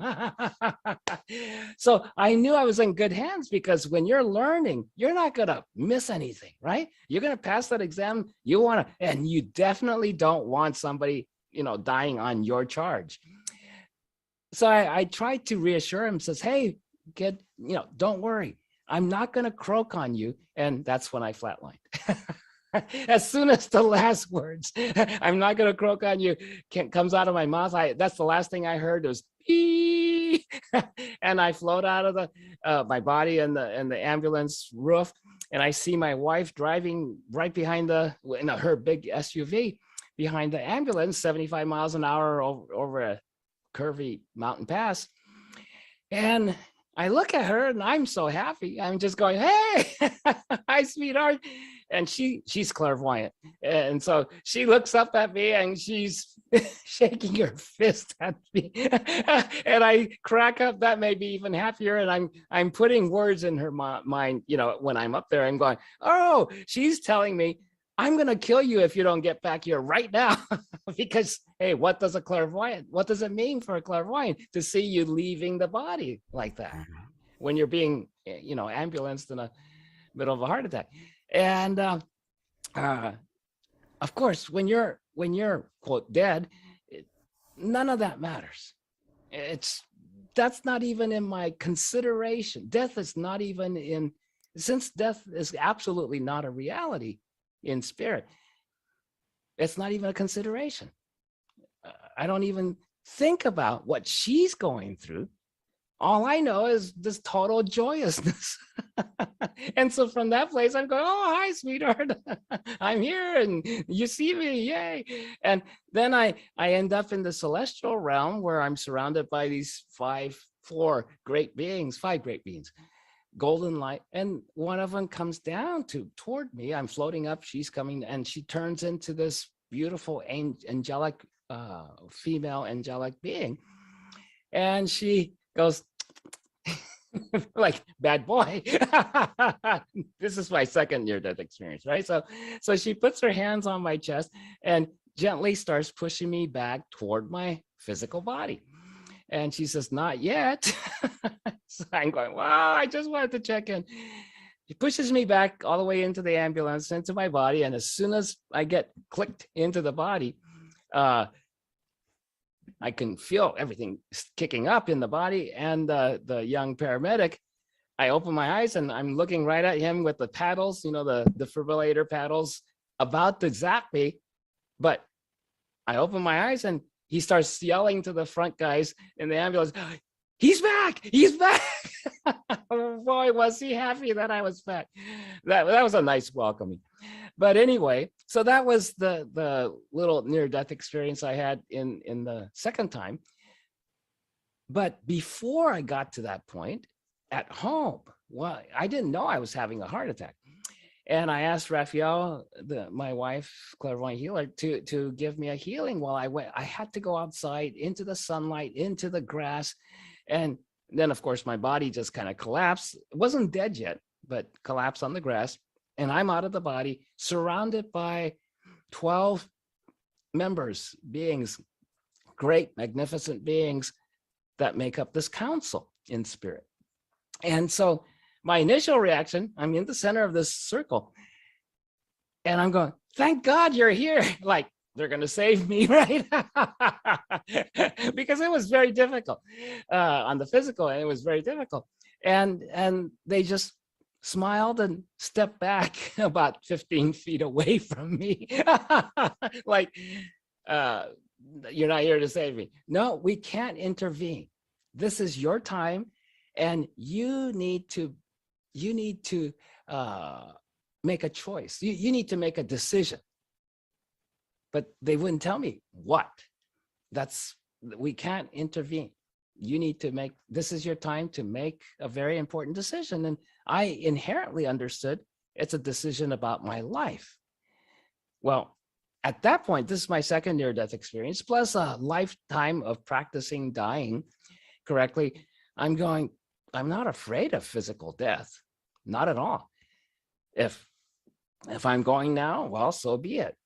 But so that's not the question of, I got to get back. I have to live physically or whatever. So that's not the choice. What decision do I have to make about my life? That's so important. I'm meditating on that. And, meditating when you're in the middle of a heart attack is not easy. That's why I had to go out of my body enough to do this. And so then, long story short, I come back to this idea of, even though I know there's no death, I've been still treating my life as this incarnation. I was born, I'm this person, and this person's going to die at the end of this incarnation. I don't have a problem with that. But even though I know life just goes on, I'm still living by segments, birth to death segments, reincarnation segments. When I realized that, I thought, okay, the choice I have to make is to decide to commit to living the eternal life here and now.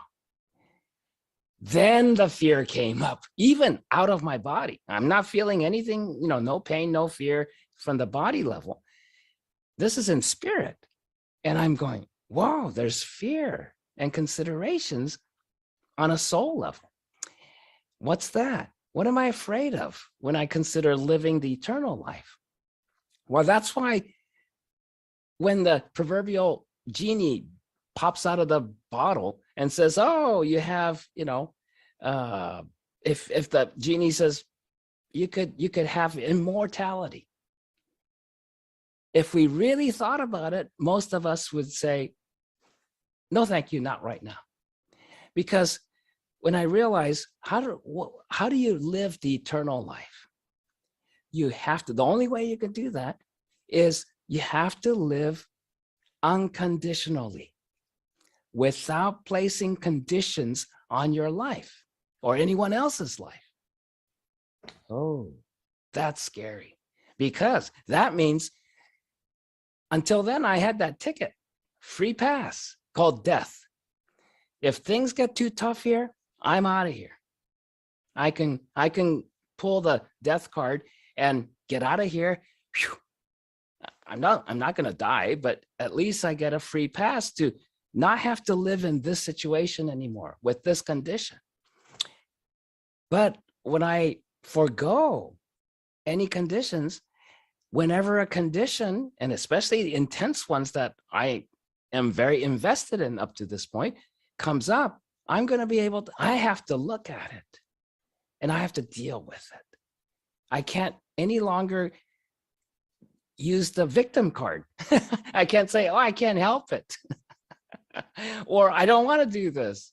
I won't, and I can't use the terrorist card, the bully card that goes, well, unless you become this way, or unless you do this, or unless I get out of this, I'm not going to do this, right?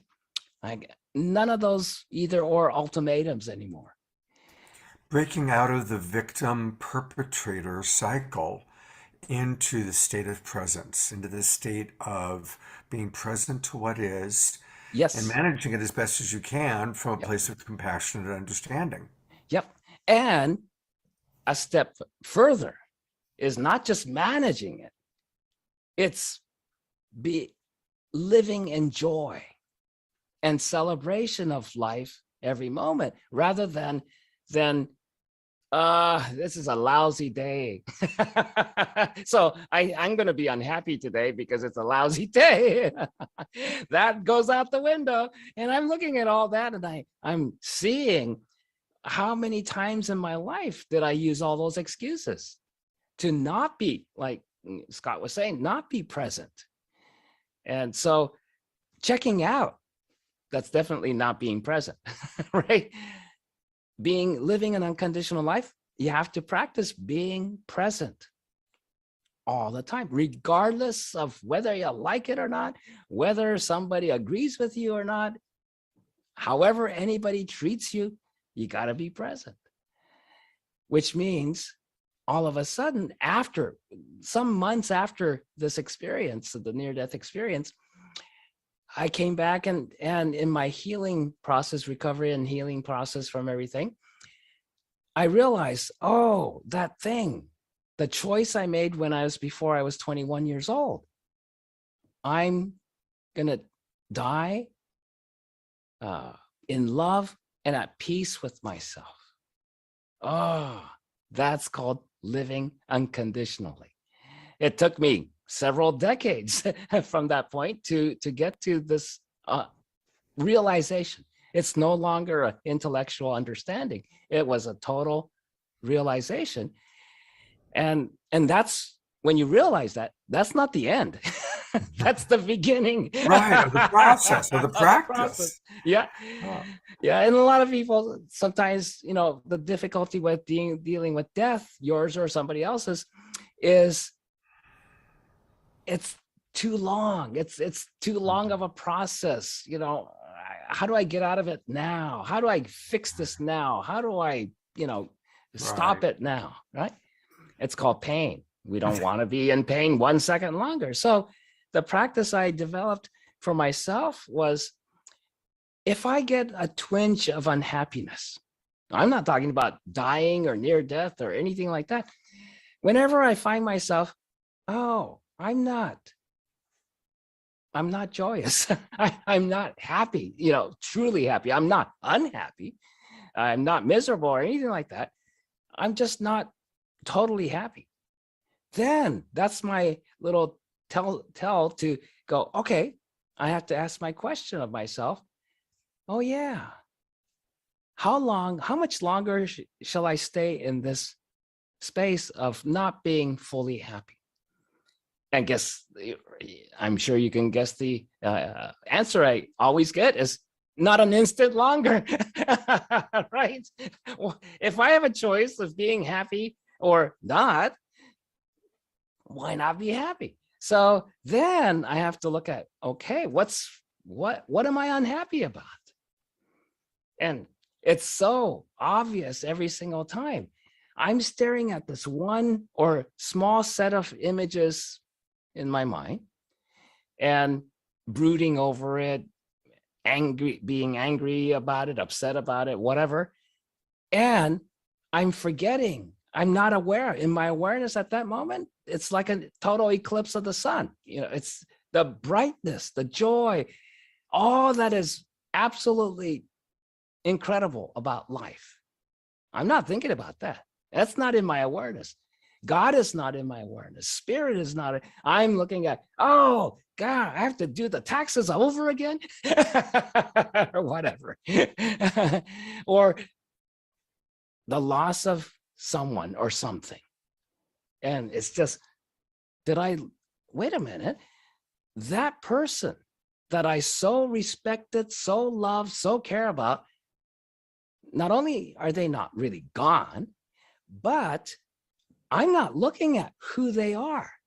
I'm looking only at my image of who they were to me before they died. Wait a minute. And I'm grieving over the loss of that image. Not the person, the being is completely there. In fact, might be right next to me going, hey, I'm here. Why aren't you talking to me? But I'm looking at this narrow, myopic vision of just this image that says, oh, this lovely person, this lovely being, this lovely something is gone forever. And I'm not going to, poor me, I'm not going to have that anymore. It's taken away from me. Rip that out of my mind, blow it up. That's the other important practice is being able to take the image that you're dwelling on and just decide, oh, that's just an image. And how I teach all my students is, oh, instead create an image of a rose. Since everybody knows what a rose looks like, just imagine a rose in front of you, image, and then just put the other image, like the image of the loss, or there you have it. There's a rose. It could be yellow rose of Texas, or and then you put the other images. Oh, I feel this way. I can't stand that. You're upset, your judgments, your blame, guilty, whatever. Put it in that, and your energy, this overwhelming grief, whatever it is that comes up, it's just energy. So just let that go into that rose. And you're not trying to shove it in the rose like you're getting rid of it. No, you're saying we are welcoming it. You're going, hey, you guys, it's crowded in here. Here's a nice, beautiful rose VIP waiting lounge that I made for you. Please have a seat there. It all goes in there, and you'll be surprised how easy everything that doesn't really belong in you holding, because it's either the past or it's not even yours. It could be images that you took on from other people. You believed in somebody else's, what they said. And that image, we communicate and we experience everything and make it into images as souls. But the image is in that rose, and then you imagine the image with everything in it exploding in a flash of light. There's no effort. It's not concentrating. It's not disciplining. It's not making it happen. No, you have to let everything be and realize in spirit, because spirit is undivided, there is never anything called trying. There's no thing called effort. So if you put effort into doing some spiritual practice or a psychic practice, it's not going to work. You have to relinquish all effort, all trying, and just restore your imagination and realize, oh yeah, every child knows how to imagine freely. No holds barred. That's why as children, we can say, hey, mommy, I'm flying 10 feet over your head now. Your body's still down there on the ground, but no, you're flying. And that's how imagination works. Everything we create in life is imagined. Beautiful. That is such a beautiful practice. And I happen to have my rose right here.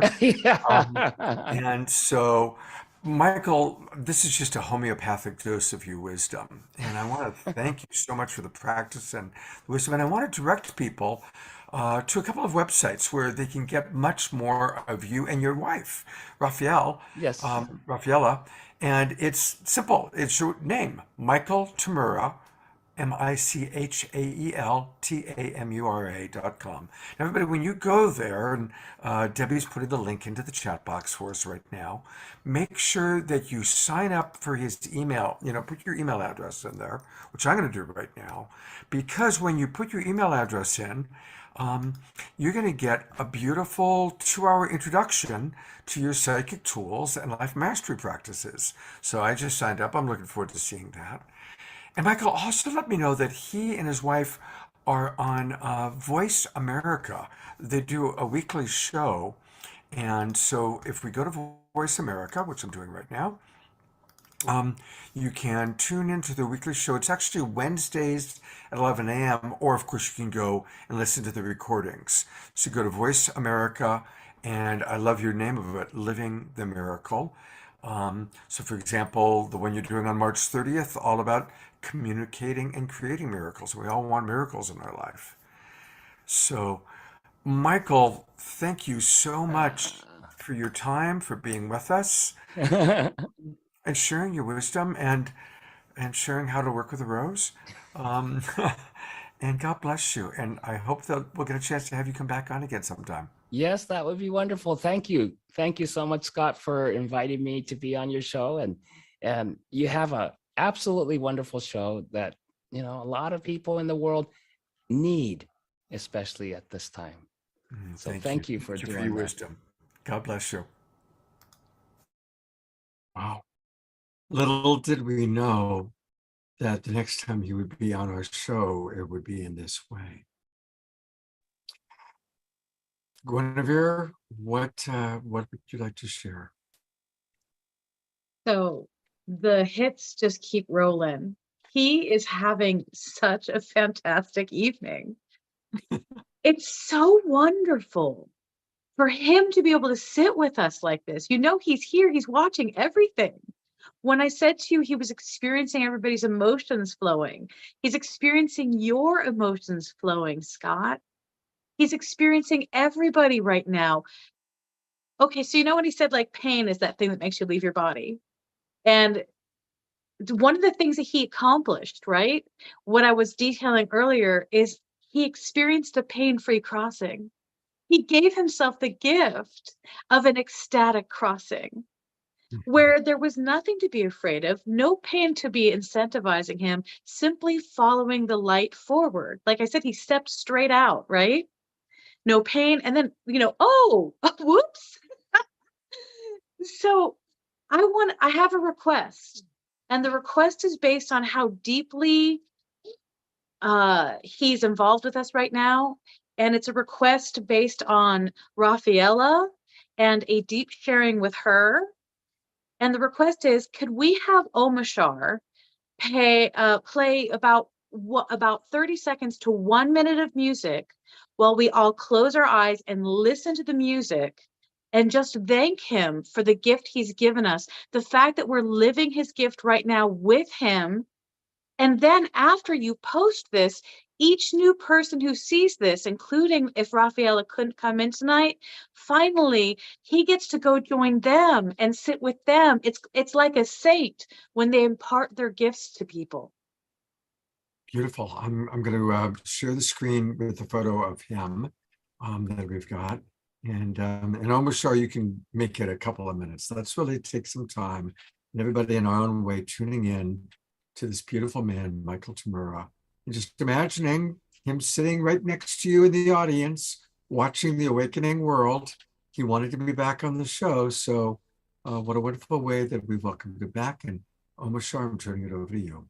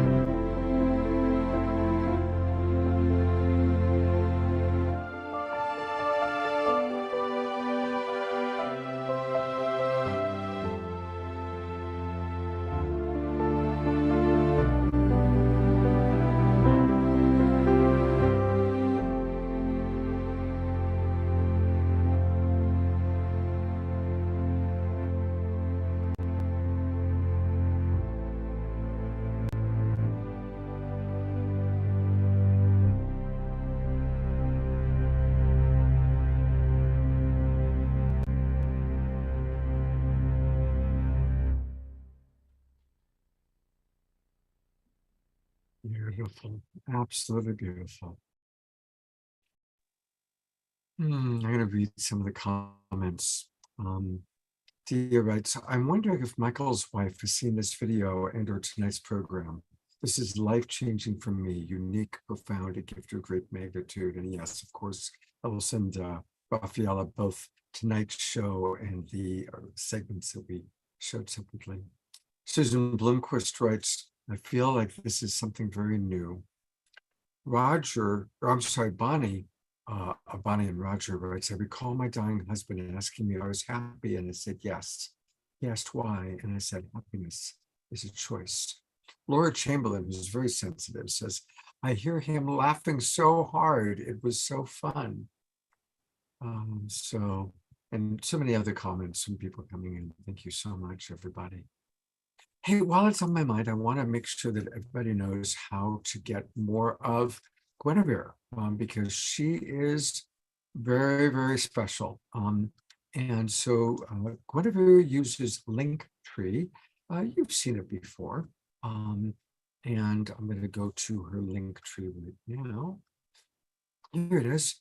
And I love what she calls it, oracles and enchantments. And I'm going to put the link into the chat box.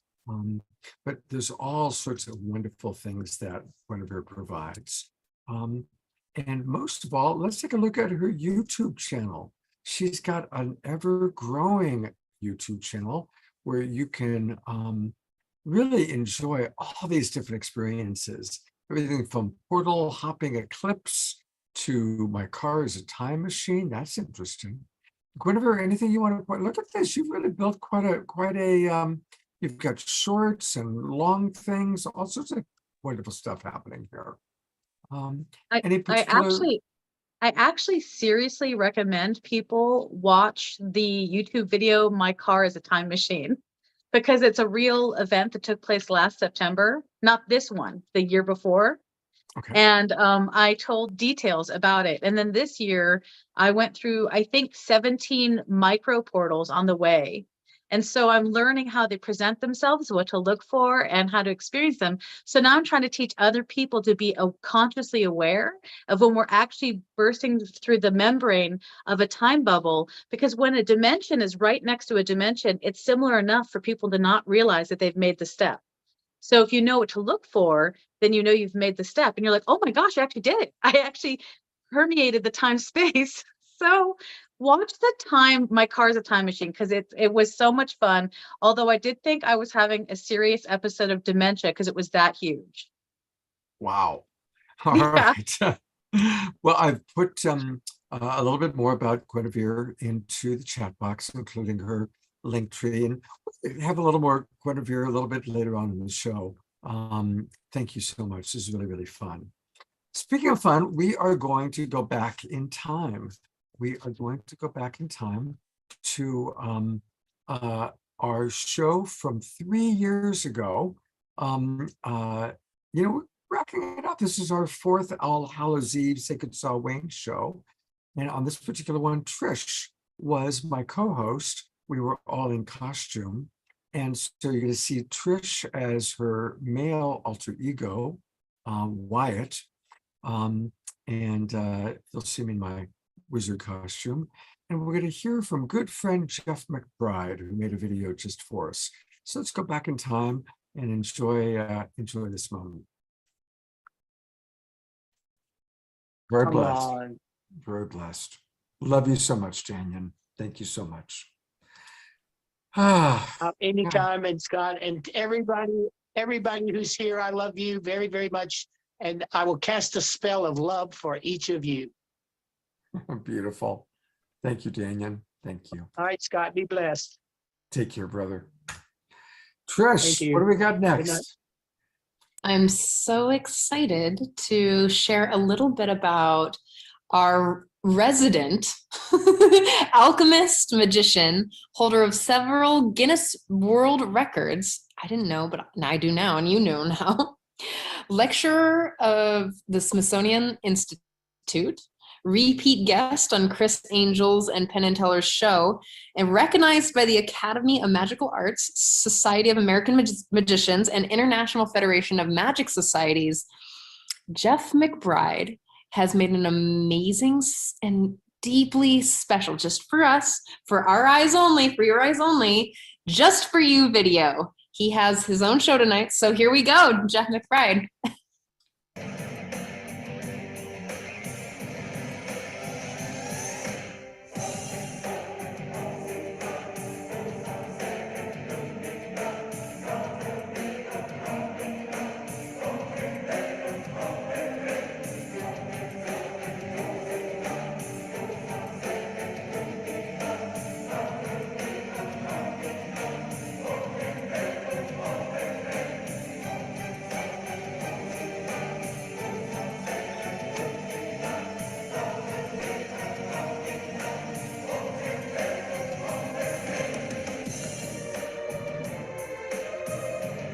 Good evening, friends.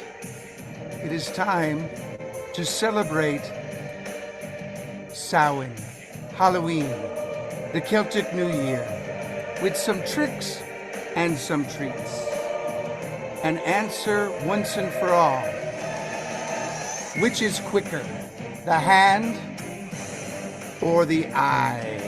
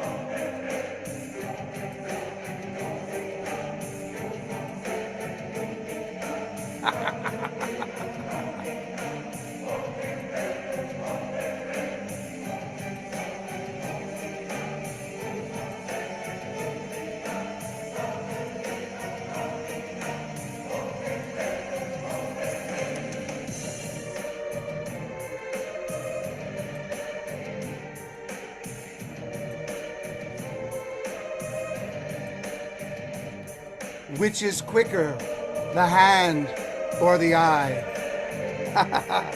Looks like the eyes have it.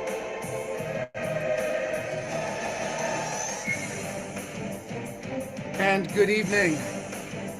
Happy Halloween, Global Peace Tribe. It is yours truly, Jeff Magnus McBride here with some sleight of hand magic for this trick-or-treat season. Now, I know that many of you have been spending your hard-earned money on candy. Well, the hand is quicker than the eye. Here is a little trick, and here is a little treat, one of my favorites. And welcome. This is a time when the veil between this world and the spirit world is the thinnest. It is the time to connect with our ancestors and to show them our gratitude for giving us our lives, and to connect with the spirits of the land, the spirits of nature. You see, the trees are alive, and the trees have stories to tell us. Tonight, we shall step back in time, 2,000 years ago, to the Celtic Islands, to the land of my ancestors, the Druids. Now, I know I don't look Druish, but indeed I am. And inside of this little purse, I have what is perhaps the world's greatest illusion. Would you like to see the world's greatest illusion? Yes? Yes? This is the world's greatest illusion.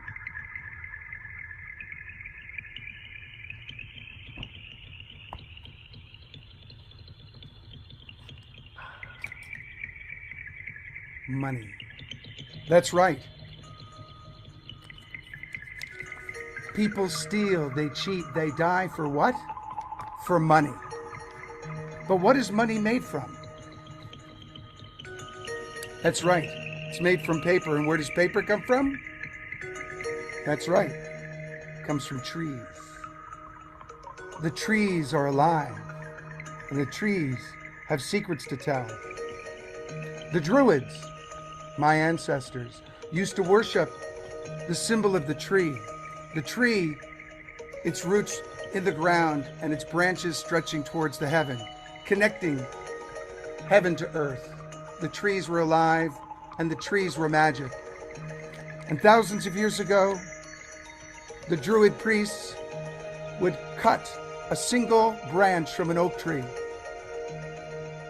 to create their magic wand, to weave their magic spells. The trees are alive and have secrets to tell. But over the years, humankind started cutting down the trees till not one sacred grove was left in all of the sacred lands to print money. And once the tree is cut down, the soul leaves the tree. You just tear this bill, and you cannot taste the fruit of the tree, although you can taste the mint of the bill. But it doesn't nourish, it doesn't sustain life. And once we've cut down our last sacred tree to print our last worthless dollar, we'll be living in a world of our own illusion unless we remember that each and every one of us is the magician in our own lives to transform not only ourselves, but the world around us, and to re-enchant nature.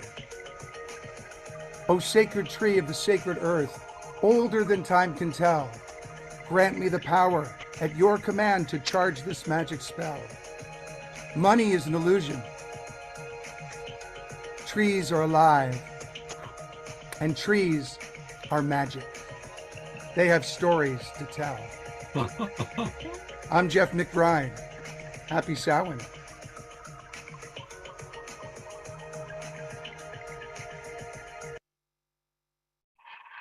Oh, wow. I just read what Ayada said, and you're right. It's time for us to have magicians back on the show. I don't even know why I kind of stopped inviting them. I think I just got out of the rhythm of it. So I will go back and check in with Jeff and Sean. We all love Sean. We all love Paul Draper. So I'll check in with some of those guys about having them come back on the show. It was really fun. Well, we're going to do another little flashback in time. We are going to go to A.D. Bell as our special musical guest artist. And you might remember A.D. Was on the show and really did a fun, she was on a show with Guinevere, by the way. So this is an edit of one of her songs. So I think that'll be kind of fun. Let's take a look at A.D. Bell, who's got a special in costume All Hallows Eve song for us. This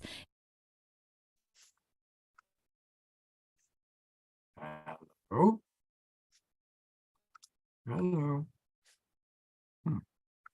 Let's try that again. Sometimes, let's see if we get a play. There we go.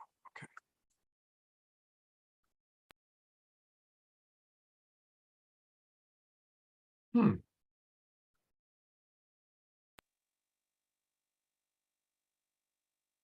Well, that's funny. It's just not playing.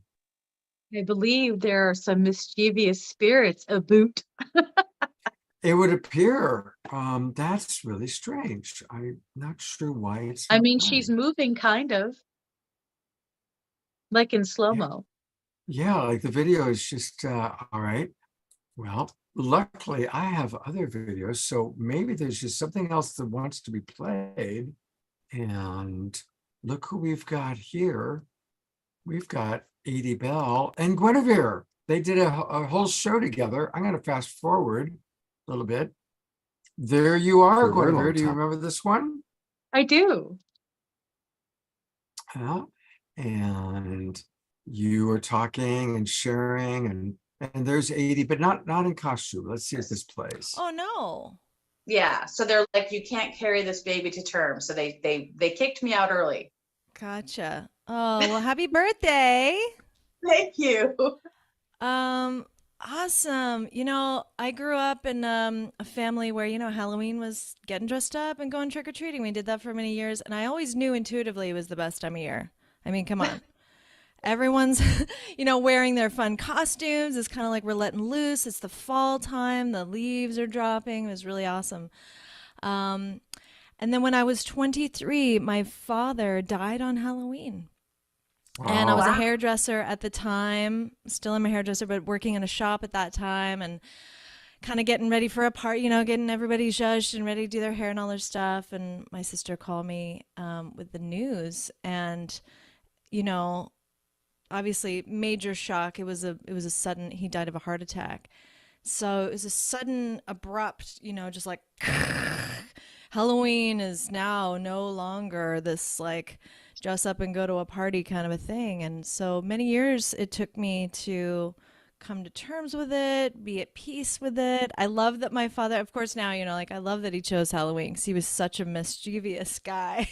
He like really planned his entrances and exits. He's very dramatic. So I love that he chose All Hallows Eve, the Day of the Dead, to cross. And I spent many years after that really honing into what it called attention to for me is like, it called attention to what Halloween, what Samhain, what it is really all about. And it gave me such a direct connection to speaking with the other side, because my father and I were very close. Of the siblings, he and I were really tight, and he is also a musician. And so I learned how to kind of cultivate and create my own tradition, my own way of honoring him. And then we slowly started building in, other ways to create our own tradition and our own lineage, because, we've forgotten so much of how to honor the dead. We grew up in a very Christian, Western civilized culture, which doesn't really do a Halloween thing. They kind of just do the dress up and the sugar pushers. That's what they are up to. And so we started realizing, we're like, wait a minute, there's something beyond here. We can sense this, like there's something more. What is it? And so I'm grateful that my family, my tribe, we just started creating our own ceremony, and we don't have any lineage to really draw from other than we're all pretty much, we're Northern European. We have a lot of, Celtic and Norse mythology, but, nothing concrete that was saying, like step one, light the candles, step two.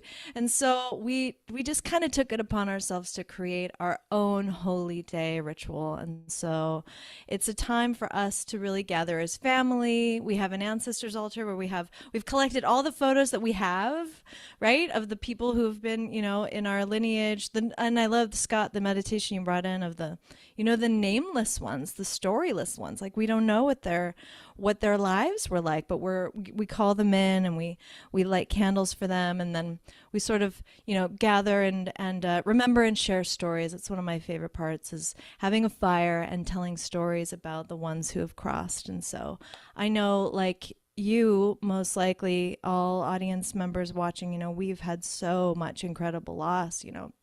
Several people very dear to me this year have crossed over, so we've got their pictures on the ancestor altar, and we're gonna party and have a feast for them tonight. Beautiful. Oh, it's really beautiful to be able to spend this time with both of you. And I'm going to look for where Adi actually plays a song. Since we've got the live Guinevere, oh, there we go. It looks like that's what she's about to play. I see hands moving, and hopefully this will play. Interesting, though, that we got to hear that story about losing your father on Halloween. About that. That's beautiful, Guinevere. Thank you. Adi Bell, what comes Hi. up for you in this topic? Well, Oh, it looked like she was about to play. There we go. Teach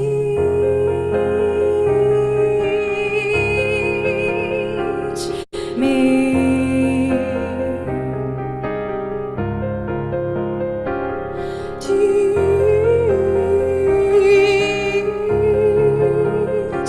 me.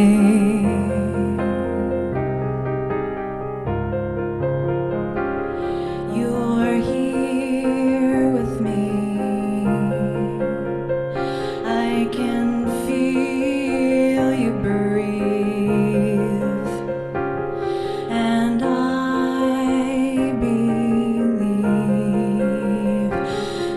guide me. We're in a world that's forgotten how to dream. Teach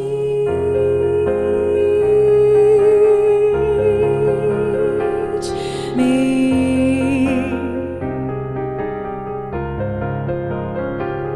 Teach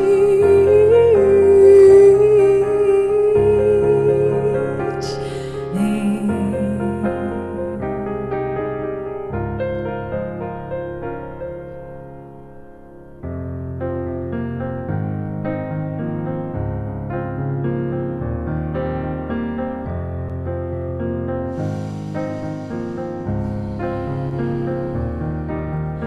Pour forth your spirit on my mind.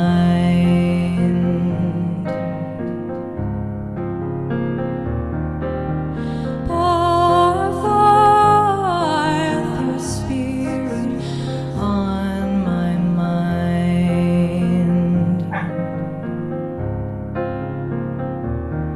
You're here with me. I can feel you breathe, and I believe that you guide me. Yes, you guide me.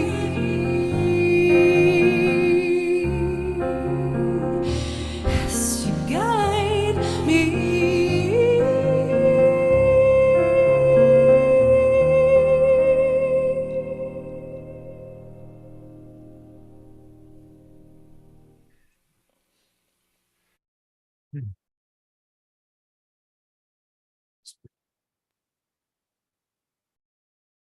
Hmm.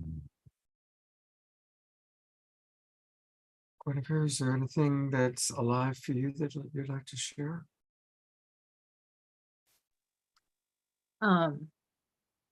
It's so good to hear that song again, and it's so good to hear it tonight. And I noticed that the information and the flow of how you've put the show together tonight is speaking on everything that is this portal. It's all a great lesson. Even the mention earlier of the forgotten ones, when I was having the guided meditation and I said, past the seven, past the seven, past the seven, spiral after spiral, those are the forgotten ones in our own family. People, I heard this quote earlier this week. People rarely know of the story of the grandfather of their own grandfather, much less beyond. And she mentioned that, saying that she understood the mythologies, but no one to teach her to light the candle. And so when I was having that meditation, and I was like, they're all coming to give you these things that have been forgotten. So it's interesting when you realize we've held this pain inside of us that was their pain, but we had no names for it. And we had this pain inside of us that was the pain of the loss of the trees for something that was an illusion, but we had no words for it. And then we had the loss of understanding of all these gifts when they cried and starved and struggled and survived so that we could even be here, that they're all coming in right now, that they're all joining us right now, that they all want us to reunite as a human family. Can you imagine the sorrow in their hearts watching just the endlessness of war breaking out and people hating people? And then when we get down to the ground level, everybody that I've encountered so far is so exhausted and just want to see a world family and peace once and for all. No more greed, no more starvation for no reason, made up reasons, no more suffering. And all these ancestors are coming in. So it's such a beautiful show, so intuitively done by you. So much of your light is shining through and how you arranged and organized it. And I'm witnessing it. And the thing I love about it is, aside from experiencing this story that's unfolding right now with you, I'm seeing more and more that little God self that visited me all those years ago. Now, I'm going to tell you a quick story right now associated with you. What I didn't tell you is that your higher overlighting self, a version of you, is Heimdall. Do you know who Heimdall is? Um, Star Trek? Was it a character named Heimdall in Star Trek Discovery? There might be, but I wouldn't know about that. I'm not up to date with my Star Trek. No, he was the Norse god who created the energy, which was the rainbow bridge between the god world and the human world. So Mm. somewhat a messenger, but also a god free to come and go as he pleases. Okay. And so when you come to me that evening, that was the form you'd come in. And I'm seeing a little Heimdall in you tonight. Well, I'm game. I'm game. Thank you. Thank you. It's beautiful to see. It's an art form. It's beautiful to witness. Well, and to be really honest, tonight's show was very spontaneous. I went and I brought in the videos from previous shows and thought, well, maybe we'll show some of this and some of that. And it's been a very kind of spontaneous thing. And of course, adding Michael, we decided to do that a few days ago when he passed away. I want to read a couple of the comments that have come in from our audience, and then we'll have a final Omushar song and then our KES healing. Ayada writes, further to Jeff's thought about the trees, I feel moved to share something from decades ago when I lived in England for a year in the late 70s. I frequently noticed as I was driving through the countryside, enjoying the emerald green rolling hills, the feeling that something was missing. It seemed almost as though something else should be on those hills, but I had no idea what that meant. It was until many years later that I learned that those rolling green hills of sheep pastures, in fact, used to be forests of magnificent oak trees. It blew my mind.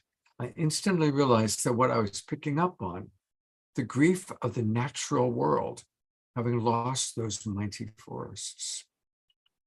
Sylvia writes, in the late 90s, I visited an online friend in West Yorkshire, England, who kept talking about how wild the moors were. I felt like the 3 acres of maple forest and bramble batch that held the family home in central Ohio and the surrounding forests and meadows of that area were much wider than the moors. And Scotty Satori writes, a true story of life and love after death, Supernatural Love by Pam and Alan Johnson.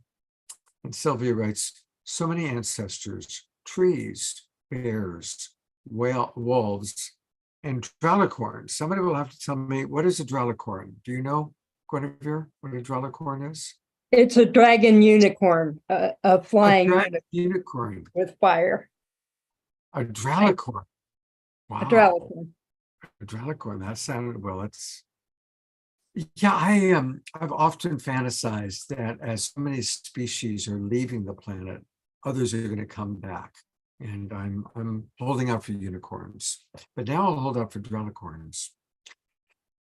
Guinevere, thank you so much for blessing us with your presence. And I love, every year you've done costumes. This is my favorite one, for sure. Oh, thank you. It's the Chaos Cow costume, where I had barely any time to do it at all, and I was chasing cows in the field. Well, I'm grateful, and thank you so much. You bring so much wisdom and joyfulness, and what a magical night of having Michael, and then what he said and what you picked up about how he left his body, and then we see him talking about how he spent his whole life preparing for that. Truly amazing. He was gloriously prepared. And I believe that this window where he's getting to still hang out with us while also, he did a massive ascent, right? Which means he's hanging out with ancestors, he's interdimensional, he's experiencing multiple persons in the past and the future, all around, like dimensionally, right? So he's in the big celebration, which is one of the reasons why I wanted us all to take a moment to share our bliss, our joy, and our love for the way he's left his words behind for us to basically saturate and marinate and grow inside of the soil he planted for us. What a beautiful, blessed evening. And again, thank you so much for creating this, because I got to be part of it in a way that I never expected to be. And I'm still experiencing wave after wave of hug, and there's lights dancing in the room, and he's here. And it's just been a really amazing evening. And I'm so grateful. Love you so much, Guinevere. Looking forward to many more adventures with you. Same. Thank you. I'm going to put myself back on mute so we can listen to beautiful singing. Oh, there's a couple more comments that came in. Lots of people thanking you, Guinevere. And for Margie, who came in late, Michael Tamura was a dear friend who was frequently on the show, who passed away this week. And Guinevere tuned into what his death was like. And then as we played the video of him from a year ago, he's describing how he was preparing for death. It was an amazing thing. Go back and watch the replay. Charlotte has something. She writes, this week I received a new understanding about a little known ancestor, someone we know very little about, but whom I believe is present and impactful. And I saw her in the ancestor circle tonight. Thank you, Guinevere. So Guinevere comes through again. So thank you, everybody. We are going to go to Omashar for a closing song, and then Pia Avia is going to lead our KES group healing tonight. But Omashar, what an interesting evening, right? What an amazing evening. Holy smoke. I feel so complete and empty at the same time. Guinevere, you rock, sweetheart. And what kind of knocked it over for me was not just that, but having been brought up in England and knowing that pretty much the whole of England was oak forests, and knowing that the oak forests were cut down for the British Navy across hundreds of years. And holy smoke, I'm not going to go any further than that because there is a rabbit hole right there. However, right? So anyway, so pretty juicy what I'm feeling. So thank you so much. We have all created the soup tonight. And Scott, you are a master, dude. I love you so much. And thank you. Love you too, brother. So let's, without any further ado, let's do something. Okay, for my final backdrop. Da-da-da. Ooh. All right. All right. Oh, hang on. Woo-hoo. One more thing. Here we go. Where are we? There we are.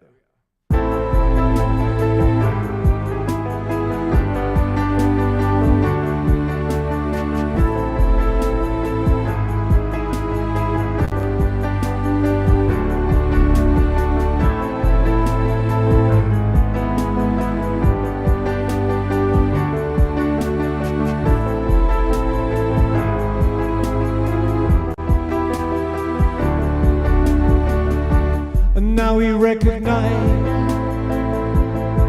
we've been hypnotized. The spell is wearing off, and so now we rise with higher frequencies. There is no disguise. The truth of life itself is now realized. Love is reaching through the hearts of me and you. Our world is waking up to different points of view. And now we recognize we've been hypnotized. The spell is wearing off. So now we rise with higher frequencies. There is no disguise. The truth of life itself is now realized. So shake yourself free of the past. No longer do we walk in the dark, and show each other what we can do, and let the light shine right on through. Now we recognize we've been hypnotized. The spell is wearing off, and so now we rise with higher frequencies. There is no disguise. The truth of life itself is now realized.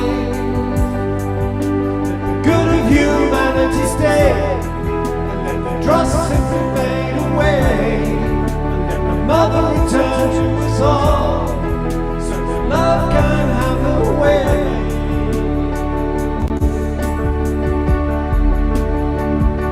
'Cause now we recognize we've been hypnotized, the spell is wearing off, and so now we rise with higher frequencies. There is no disguise, the truth of life itself is now realized.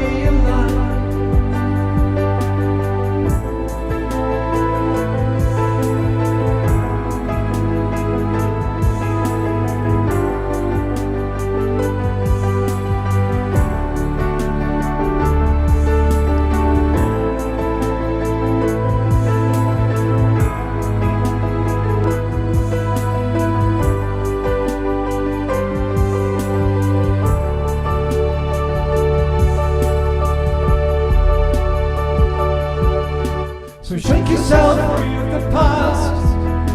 No longer do we walk in the dark. Let's show each other what we can do, and let our light shine right on through. 'Cause now we recognize we've been hypnotized, the spell is wearing off, and so now we rise with higher frequencies. There is no disguise, the truth in life itself is now realized.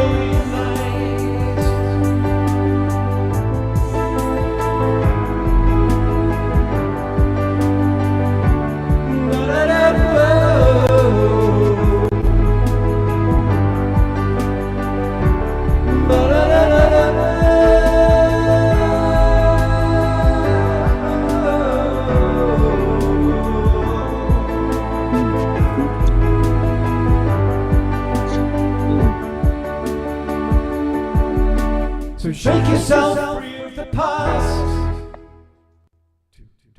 No longer do we live, no longer do we walk in the dark.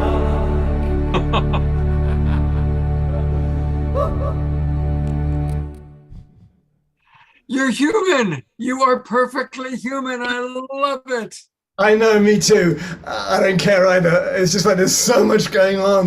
There's this weird backdrop, and then there's all the people dancing, and the content of the song. It's so true, and yeah, you know, when you've done a meditation and you can't quite speak yet.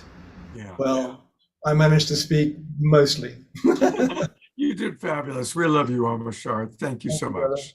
That was really awesome. Yeah. Well, Omashar and I will be back on Wednesday night. And this Wednesday night is going to be one of our community shows, which means we're going to be hearing from all of you. So join us on Wednesday night. We're going to talk about, we're going to show some clips from the past. Andrew Bailey is a pop artist, and he's going to show his pop art show that is taking place. That's going to be really fun. And we want to hear from all of you. So join us on Wednesday night. And then a week from tonight, it's all about Ascension. Deborah Giusti will be back with several of her favorite Ascension teachers, and also Anastara. Theo Grace will be here with playing music, and of course, Omashar as well. So we've got some fun shows coming up. Definitely want to make sure you join us for that. All right. Well, in conclusion, just a reminder that every Saturday night now we complete our show with a KES, Christic Energy System healing from one of the advanced teachers of the Twin Ray community. And I'm really enjoying how we're weaving the Twin Ray community with the Global Peace Tribe in many, many ways. Of course, we're doing the meditations every day. And coming back to do it again is Pia, all the way from Iceland. Hello, Pia. And what time is it where you are right now? It's 2:30. Oh, God bless no. you. It's 3:30 almost. Oh, God bless you. Thank you so much for being with us. And please, for people, a lot of our audience have experienced previous KES healings, but some of them haven't. And of course, there's always all the new people watching on Facebook. So please share a little bit about what this is, how people can most experience it, and I'll come on at the very end after you've completed. Of course. Thank you. Hello, everyone. So good to be here again. Yeah, so I would like to share a little bit what the KES or the Christic Energy System does.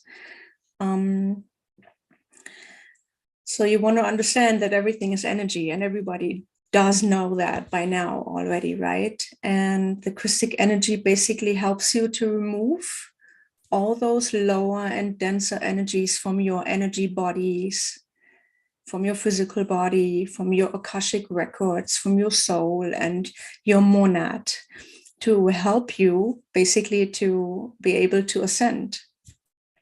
And those Christic energies that are coming through the practitioner, which is me tonight, they are going to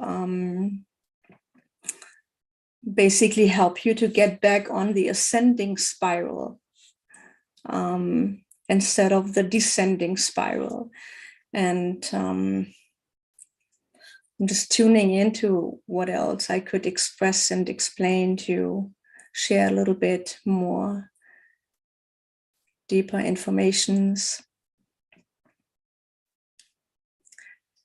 What I found very interesting and very amazing about the system is that it helps you to tap into your highest timeline, or to be connected and aligned to your highest timeline, because based on all the decisions that you make throughout the day and the choices you took and that you're taking, this is how you're constantly creating new timelines.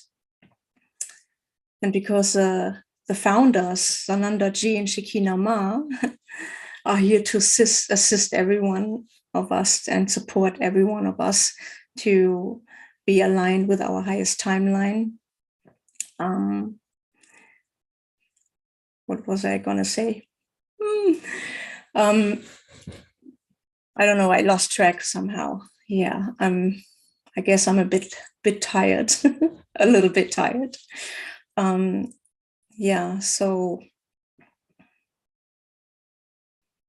maybe I'll just start instead of trying to express or share more.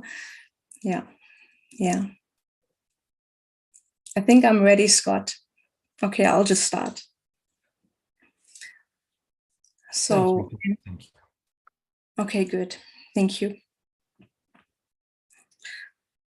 So I invite everyone to get really comfortable. You can sit or you can lay down. But the invitation here for you is to open up, to receive a healing tonight that goes beyond the human comprehension. A healing and a shift onto your highest timeline that allows you to live your fullest expression of the divinity or of the divine. So I invite everyone on the call and those who are going to catch the replay later on to close your eyes now and to take a deep, deep breath into the heart and into the belly. And each time you exhale, you are invited to just let go of everything that needs to be let go of and released. Take another deep breath in and release and exhale.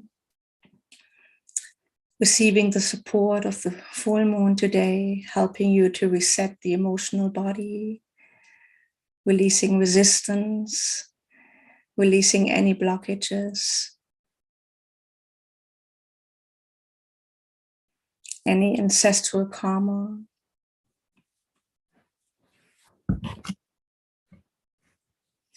With another deep breath in, we now invite you to bring your awareness from the heart all the way down, down into the base of your spine, down to your feet, all the way down into the center of the earth, the crystalline core of Gaia. And you are invited to fully connect with the crystalline core and anchor your energy field into the crystalline core.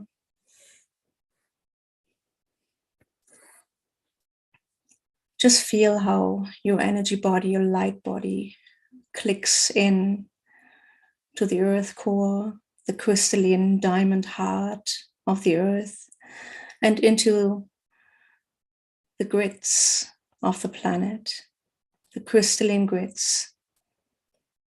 And you really feel how the connection with Mother Earth, with Gaia, gives your body the allowance to relax even more and to open up even more and to increase your receptivity to receive whatever you're meant to receive tonight.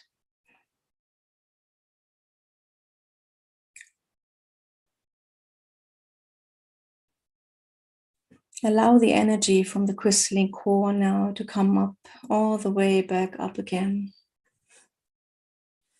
Through your feet, through the spine, back into your heart.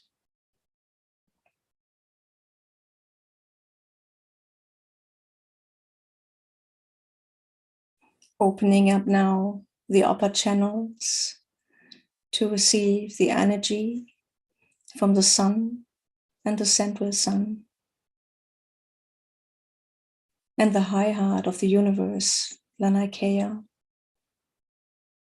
And just allow those energies drop in to your crown, into your head, into the heart,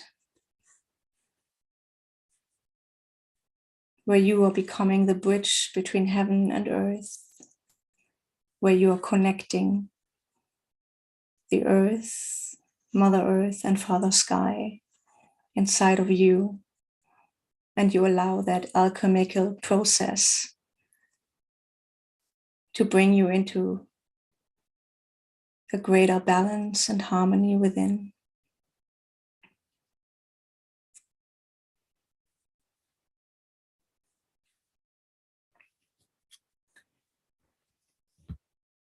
I'm going to read a prayer, but before I do read the prayer, I'm asking everyone on this call tonight and those who are going to watch the replay to agree to receive this energy healing today by just saying out loud, saying yes out loud, or just in your mind. Okay, beautiful.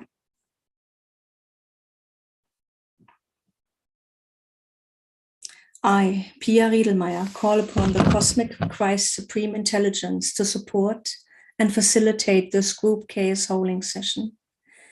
I ask permissions from all receivers present to receive this group holding with the highest good and divine grace for all involved. I request on behalf of everyone present and everyone who is going to catch the replay to become aligned for the duration of the session to the divine intelligence of Christic energy system with grace, with ease, and with joy. I invite the cosmic Christ energy to connect with us now in the most appropriate way for all involved. May all that transpires in this microcosmic reflection of our group constellation support and uplift the ascension of the entire human collective and all sentient life. I also call forth assistance from the Divine Heavenly Mother and Heavenly Father presence to overlight this group container with pure unconditional love from the Most High. May all be known through this connection of pure love so that this group holding session anchors in us in the most benevolent way. Hosanna, Hosanna, Hosanna, in the highest. Thank you, and so it is.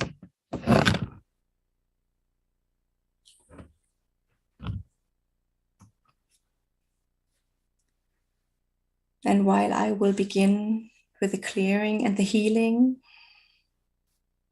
I will be quiet, and I give Omar Shah permission to play some background music. Thank you.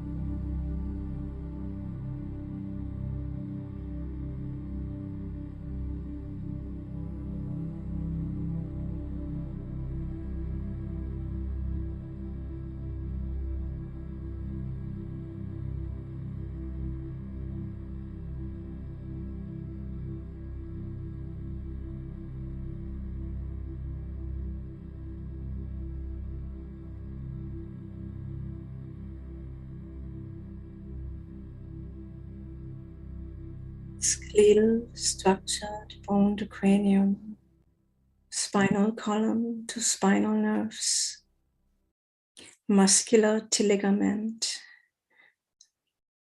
circulatory and lympathetic system to venous and arterial, heart to lung, breath to blood to brain barrier, organ and endocrine system, recalibrate, immunity system and blood chemistry upgrade, central nervous system to parasympathetic to sympathetic to vagus nerve, balance now.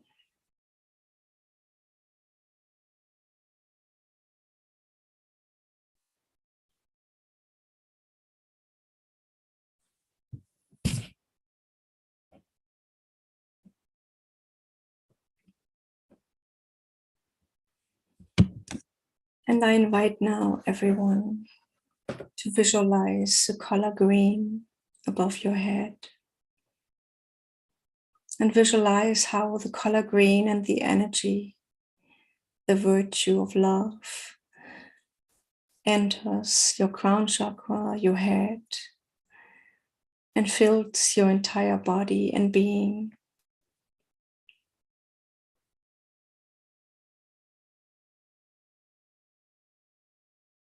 Visualize, see and feel how the color green fills every single cell of your being, every muscle, every tissue, every organ.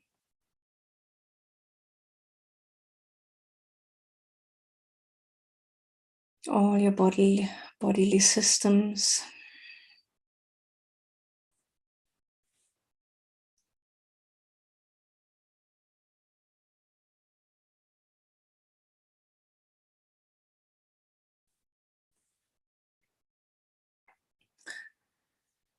And I want to say thank you to the cosmic Christ for all the beings that have worked through me. I want to say thank you to Sanandaji and Shekinah Ma, to everyone on the call sharing their wisdom, their music, creativity. I want to say thank you to everyone who co-created the show today and joined and did bring in their joy and love and appreciation.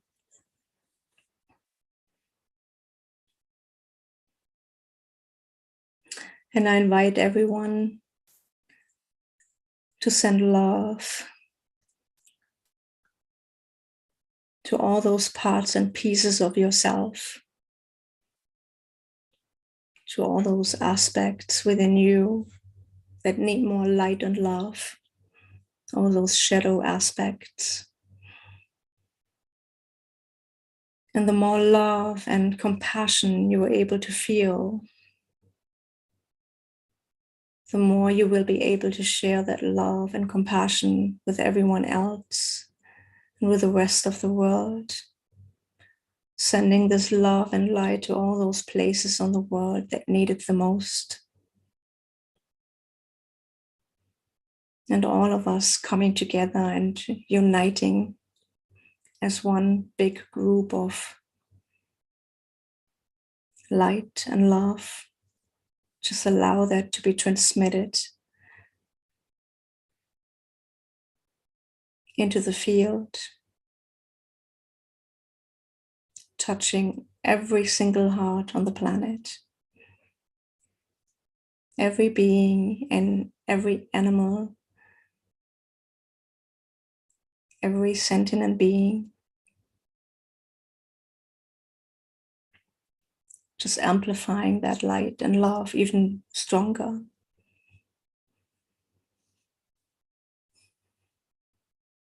Feeling the power of our ancestors working through us, with us, beyond time and space.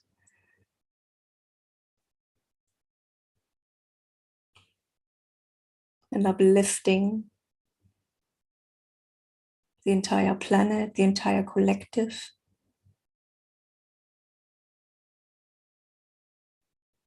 Visualizing how everybody is receiving this gift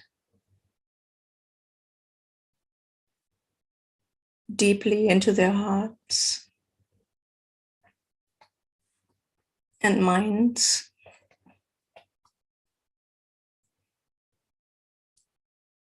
Visualizing everybody coming into greater harmony and balance. Visualizing everyone to be centered, being that bridge between heaven and earth.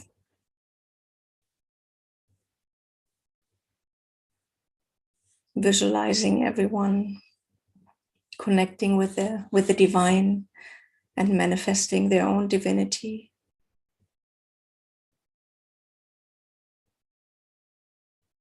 Expressing their divinity. Sharing their divinity with everyone.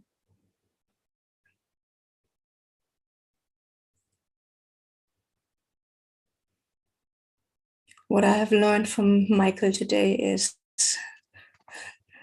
to feel more joy no matter what. And that is my personal invitation to feel more joy in my life. So with that being said, I invite everyone to slowly come back into their bodies. Bring your consciousness all the way back into the body now, into the here and now, into the space that you are in. With the heart wide open,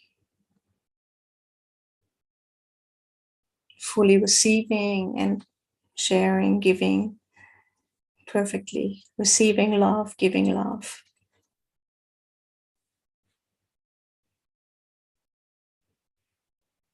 You can begin to move your body a little bit and maybe move your shoulders, your fingers, your feet. And with a smile on your face and gratitude in your heart, you are invited to anchor everything that you have received now into this physical realm.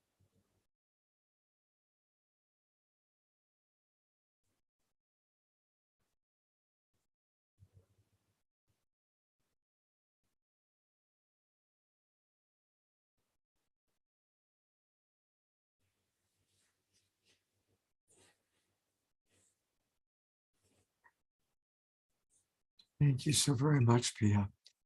Some of the comments are coming in. Susan Bloomquist writes, great gratitude, beautiful Pia. It's always hard for me to talk after these sessions. It's like, so bear with me. I experienced a great gift. I connected with my angel self and flew with the bird spirits. Trina Joy said, thank you, Pia, for your KES healing and your beautiful invitation and art. And she put into the chat box some of your artwork. Yes. And I believe, so isn't that sweet? That's so sweet. And Trina is down in Ecuador. So we've got a little Ecuador to Iceland connection happening right now. And, you know, a reminder, I've put it into the chat box, but for those of you watching on Facebook, you can find all sorts of wonderful art and expression from Pia at her website, which is wakeupyoursoulcreations.com. Wakeupyoursoulcreations.com. And I see Guinevere is here with us. I'm going to pop her on for a minute. She's still blessing us with her presence.